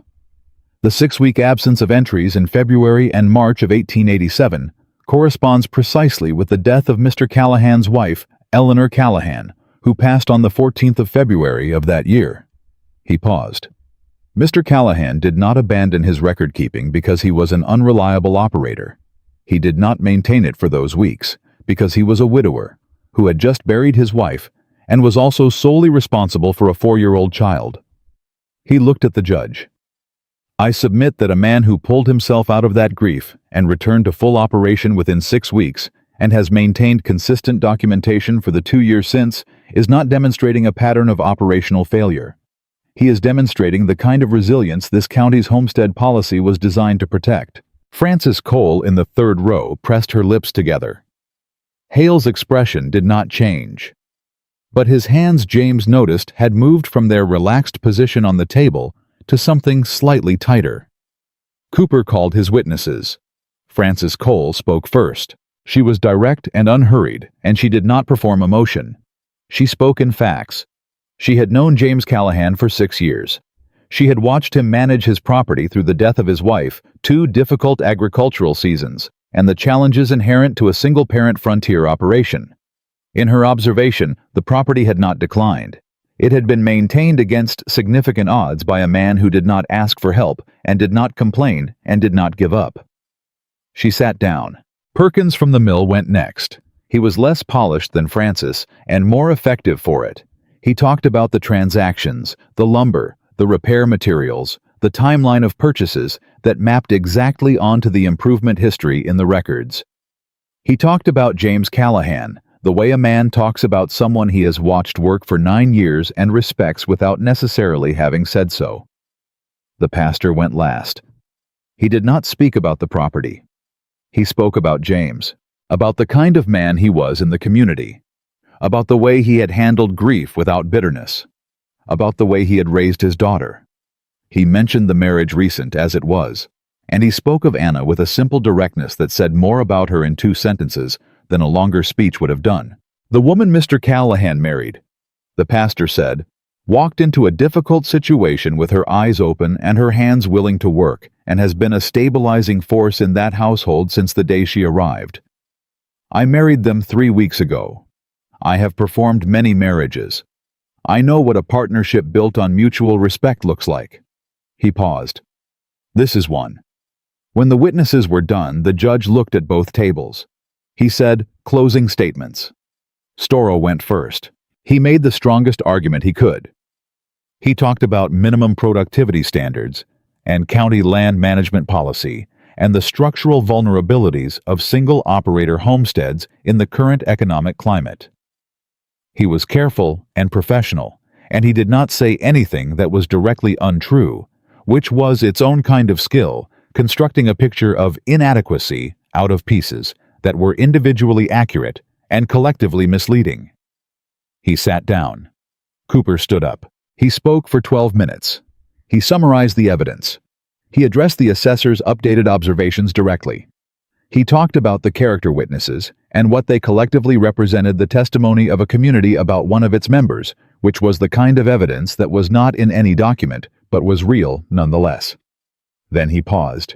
He said, "Your Honor, my client would like to speak." A murmur. The judge looked at James. James stood up. He had not planned exactly what he was going to say. He had tried the night before, and the words had come out too formal, too prepared, and he had given up and decided that if he was given the chance, he would simply say what was true. He looked at the judge. "I'm not a perfect rancher," he said. "I know that. There have been seasons where I made decisions that didn't work out, and seasons where the weather made the decisions for me, and one season where my wife died in February, and I barely kept the lights on." He paused. "But I'm still here. 8 years I've been on that land. I've never missed a mortgage payment by more than 60 days. I've repaired what needed repairing, and I've lost what I couldn't save, and I've kept going." He looked at the room, at Francis Cole, at Perkins, at the pastor, at the neighbors who had shown up on a Tuesday morning because they believed something. Richard Hale wants that land because it's worth more than what he'd pay for it, and he figured he could use the courts to get it for a price I'd never accept voluntarily. He looked back at the judge. "I don't think the law was designed to help a wealthy man take a working ranch from a family that's fighting to keep it. But you know the law better than I do, and I trust you to apply it honestly." He sat down. The room was quiet. The judge looked at his papers. He looked at both tables. He said, "I'm going to take a brief recess." He stood. Everyone stood. He left. James sat back down. Anna put her hand on his arm. He covered it with his. They waited. The recess lasted 22 minutes. James knew because he counted. He sat in his chair and kept his breathing even and counted the minutes. The way a man counts when he needs to put his mind on something that requires no judgment and no feeling, just number after number after number. At minute 22, the door opened and the judge came back. Everyone rose. He sat. They sat. He looked at his papers for a moment. Then he looked up. "I have reviewed the full record in this matter," he said, "including the updated assessment from County Assessor Caldwell, which I find to be professionally substantive and materially relevant. I have reviewed the respondent's documentation, which I find to be credible and consistent with the testimony provided." He paused. "Mr. Hale's petition alleges that the Callahan homestead fails to meet the minimum productivity standard under County Land Management Code Section 12. He set the papers down. That standard requires evidence of sustained operational failure over a minimum of 2 consecutive seasons. The evidence before this court does not support that finding. What it supports is a finding of a property that has experienced difficulty and has been maintained through that difficulty by consistent effort. He looked at Hale directly. The petition is denied. He said several more things after that, procedural things about costs and record filings, but James did not hear them clearly. He heard the word denied. He heard it, and then he heard everything after it at a slight remove, the way you hear sound after something very loud in the ringing space that follows. Anna's hand tightened on his arm. He turned and looked at her. Her jaw was set and her eyes were bright, and she was not going to cry in this room. He could see the effort of that in the line of her mouth, but the brightness was there anyway. Behind them, Frances Cole said, "Good," quietly, the same way she had said it in the hearing. Storrow was already gathering his papers. Hale stood. He looked at James across the room. He did not say anything. He did not need to. The look said, "This is not over." James held his gaze. His look said, "It is for today." Hale left. Storrow left. The room exhaled. People stood. Cooper shook James's hand with both of his and said something about the assessor's testimony being the pivot point, and wasn't that a thing? Frances Cole came forward and looked at Anna directly and said, "Well done," and meant it the way she meant everything completely and without decoration. Perkins clapped James on the shoulder and said, "Told you Hale was a snake," as though he had in fact told him this, which he had not, but the sentiment was accurate enough to let stand. The pastor said a quiet word and left. And then the room was largely empty, and James and Anna were standing in it, and James looked at his wife and said, "Let's go home." They stepped out of the courthouse into the February cold. The sky was the hard, clear blue of a Kansas winter afternoon, the kind of sky that looks like it could go on forever in every direction. They stood on the step for a moment. Anna looked at the street. James looked at her. "You should know something," he said. She looked at him. "When you walked up my lane in October," he said, "with that cradle in your arms, I thought, well, here is a strange situation, and I have no idea what to make of it." He paused. "I never thought, not once, that you would end up being the person who saved my ranch." She looked at him for a moment. "You saved your ranch," she said. "You built it for 9 years. You kept it standing. You raised your daughter on it. You did not give it up when a powerful man offered you money to go away quietly." She paused. "All I did was organize the papers." He looked at her. "Anna," he said. "James," she said. "That is the most modest thing I have ever heard you say, and I have known modest people." She almost laughed. Almost. Then she said, "Let's go get Lily." They went to get Lily. Hattie Briggs heard the wagon before she saw it. She was standing at the kitchen window watching Lily at the table, who had been pretending to draw for the past 2 hours, while actually doing nothing but listening for the sound of wheels on the frozen road. The moment the sound came, Lily's charcoal hit the table, and she was at the door before Hattie could say a word. She ran out without her coat. Hattie called after her. Lily did not stop. She ran down the porch steps and across the yard, and James barely had the wagon stopped before Lily reached them, grabbing the side rail and looking up at both of them with eyes that had been holding a question all day and needed the answer right now. "Well," she said. James looked down at her. "We won," he said. Lily let go of the rail. She stood very still for exactly 1 second, the way a person stands when something they have been bracing for turns out to be good instead of bad, and their body does not know yet how to arrange itself around relief. Then she grabbed James's arm and pulled herself up onto the wagon step and wrapped both arms around his neck so fast and so hard that he had to grab the rail to keep from going sideways. He held her. He held her with one arm and closed his eyes and held her. And Lily did not cry. She was too much like him to cry in an open yard, but she pressed her face against his shoulder and held on with everything she had. Anna watched from her side of the wagon. She watched James hold his daughter and felt something move through her chest so completely and so quietly that it took her a moment to understand what it was. It was the feeling of being in the right place. Not a place she had been assigned or fallen into or settled for. The right place. Hattie came down the porch steps with her arms crossed against the cold and looked at them and said, "Thank God," with the simple conviction of a woman who had prayed on it and received her answer. They went inside. Hattie made coffee, and Lily made James sit down, and then she climbed into the chair beside him and made him tell the story from the beginning, every detail, and James told it, and Anna filled in the parts he glossed over, and Lily listened with the focused attention of a child, recording history. When he got to the part about Drew Sutter not walking through the door, Lily's eyes went wide. "He didn't come," she said. "He didn't come," James said. Lily looked at Anna. "Because you talked to him," she said to her father, "and Anna told you how." James looked at Anna. Anna looked at her coffee. "More or less," James said. Lily nodded once satisfied, as though this confirmed something she had already known. Hattie went home just before supper. She hugged Anna again at the door, and this time Anna hugged back with the same intensity, and Hattie held her a moment longer than necessary and said quietly close to her ear, "You belong here. You know that now." Anna pulled back. She looked at Hattie. She did not say anything, but the thing in her eyes said everything. Hattie left. The three of them ate supper together that evening. The real kind of supper this time, not burned, not hurried, not eaten in the shadow of something coming. Lily talked through most of it about what she planned to plant in the garden in spring.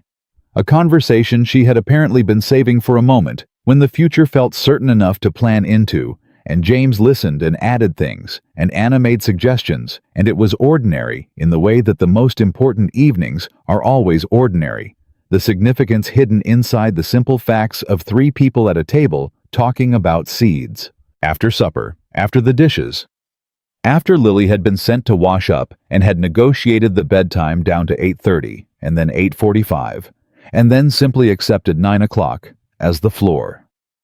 James sat at the kitchen table, and Anna sat across from him, and the house was quiet around them. He looked at the cradle beside the fireplace. He had looked at it many times. Tonight it looked different, not smaller, not sadder, just different the way things look when you have arrived somewhere new and the familiar objects around you are the same, but you are not. "I want to tell you something," he said. Anna looked at him. "I was afraid," he said, "before the hearing, not of losing the land, not exactly." He paused. "I was afraid of losing what the land had become, because before October it was just land, property, something to hold on to because giving it up felt like giving Eleanor up with it." He looked at her steadily. "And then you came, and it became something different. It became a place worth fighting for because of what was in it, not just what it was." Anna was quiet. "You changed what the ranch meant," he said. "I don't know how to say that without sounding like I'm making it about the land. It's not about the land." He stopped, started again. "It's about what happens when you stop surviving a place and start living in it." She looked at him for a long moment. She said, "When I left Indiana after Clara died, I told myself I was starting over, clean slate, new place, leave everything behind." She looked at the cradle. "But I couldn't leave the cradle. My aunt said it was foolish. My employer said it was disturbing. Everyone had an opinion about what I should be willing to put down." She looked back at James. "You were the first person who looked at something I refused to let go of and said, 'That's yours. Keep it.'" He said nothing. "That's when I knew," she said. He looked at her. "Knew what?" "That this was a place I could stay," she said. "Not because it was easy, not because I had nowhere else to go, because the person here saw me." She paused. "All of me, including the parts that come with grief attached." James reached across the table. He put his hand over hers. She did not pull away. She never pulled away from him. "Anna," he said. "James," she said. "I love you," he said. He had not planned to say it tonight. He had been holding it with the care you hold something fragile, that you know is real but are not yet certain how to offer. He had carried it since December and through January and across the courtroom floor and all the way home, and now it came out plain and direct, the way honest things do when you stop making room for fear. She looked at him. Her eyes were very bright. "I know," she said. He looked at her. "That's all I get." She smiled. A real one. The full version she rarely gave, the one that changed her whole face. "I love you too," she said. "I've known it since the night you told me the cradle was mine to keep. I just needed you to get there on your own." He shook his head once. "You could have mentioned it," he said. "You weren't ready," she said. "How do you know when a person's ready? When they stop being afraid of what the answer might cost them," she said. "You stopped being afraid today." He looked at her. He thought she was probably right. He usually did. It was past 10 o'clock when they heard it. A small sound from Lily's room. Not distress, just movement, the sound of a child who has been lying awake waiting for something. James started to get up. Anna was already on her feet. "I'll go," she said. He sat back down. He heard Anna's quiet footstep in the hall. He heard Lily's door open. He heard Lily's voice, soft and sleepy, saying something he couldn't make out. And then Anna's voice answering low and steady. Then quiet. Then Lily's voice again. He could not hear the words. He heard the tone. The particular tone of a child asking something they have been building toward for a long time. Then Anna's voice. Then silence. He waited. Anna came back to the kitchen doorway. She stood there for a moment. Her expression was the one he had seen on her only a handful of times. Not the composed certainty she usually wore. Not the almost smile. But something underneath all of that. Something she did not have armor for. "What did she ask you?" James said. Anna looked at him. "She asked if she could call me Mama," she said. The kitchen was completely still. James looked at his wife. "What did you tell her?" he said. Anna's voice was very even. "I told her she could call me whatever her heart chose," she said. And then she said, she stopped, took one careful breath. She said her heart chose Mama, and then she went to sleep. James stood up. He crossed the kitchen. He put his arms around Anna, and she let him, and for a moment she held herself together by sheer will. And then she stopped holding herself together. And he felt it the moment she let go of the careful composure she had been carrying since Indiana, since Clara, since the cradle, and the 3-mile walk, and the borrowed kitchen, and the months of fighting for something that was not yet hers, and was now completely hers. She cried quietly. Just for a moment. Just enough. He held her until she was done. She pulled back and looked at him. "I'm all right," she said. "I know you are," he said. She straightened up. She pressed her hands flat against her dress and took a breath and was herself again, fully the particular self she was, capable and direct and unsentimental about almost everything except the things that mattered most. "Go check on her," Anna said. "She's asleep," James said. "I know. Go anyway." He went. He stood in Lily's doorway and looked at his daughter, at the braid coming loose across the pillow, at the one arm stretched out toward the edge of the mattress, the way it always was reaching, even in sleep. He stood there for a long time. He thought about Eleanor. He thought about the first winter. The silence that had lived in the house for months afterward. The way Lily had started putting her drawings on the walls without saying why. He thought about a notice on a board at Miller's General Store posted without hope, and answered by a woman with a wooden cradle, and nowhere to be, and everything to offer. He thought about the east pasture in the summer light, about burned potatoes, about the food is angry again, about a judge in a cold courthouse saying denied with the simple weight of a right decision. He thought about what it meant to build something, not to find it, not to inherit it, not to take it, to build it, together, from what you had, which was not much, and what you chose, which was everything. He went back to the kitchen. Anna was at the window. She turned when he came in. "She's good," he said. "I know," Anna said. He came to stand beside her. Outside, the Kansas night was clear and very cold, and the stars were out in the way they come out on winter nights. On the open plains, too many to count, spread across the dark like something poured from a great height. "Spring's a long way off," James said. 8 weeks, Anna said. "That's not long." "No," she said, "it isn't." He looked at the dark field. "She wants to plant sunflowers," he said. "Lily, along the south fence." "I know, she told me in November." "She tell you where exactly?" "She has a diagram," Anna said. She drew it. "The flowers have names." He turned to look at her. "The flowers have names." "Each one," Anna said. "She's been planning it since October." He looked back at the window. He thought about October. About a woman he had never met stepping off a train that carried no one worth waiting for. About a girl with wildflowers going limp in her hands on an empty platform. And then, 11 days later, a different woman. No flowers. Just a cradle. Just herself. Just the particular irreplaceable courage of a person who had lost almost everything and had decided quietly and without announcement that she was not finished yet. He reached over and took Anna's hand. She let him. Outside, nothing moved.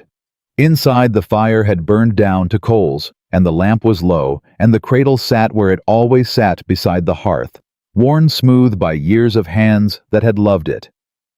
It had carried grief across 3 states in the arms of a woman who refused to set it down. Now it sat in a warm house on a Kansas ranch that belonged to a family that had built itself from loss and stubbornness and small daily acts of choosing each other. That was what it held now. Not grief, not absence, not the memory of everything that had not survived. It held the proof that some things do. That a woman who walks 3 miles in October carrying the last piece of someone she loved can arrive somewhere and be told, "That's yours, keep it," and have that simple sentence change the entire direction of her life.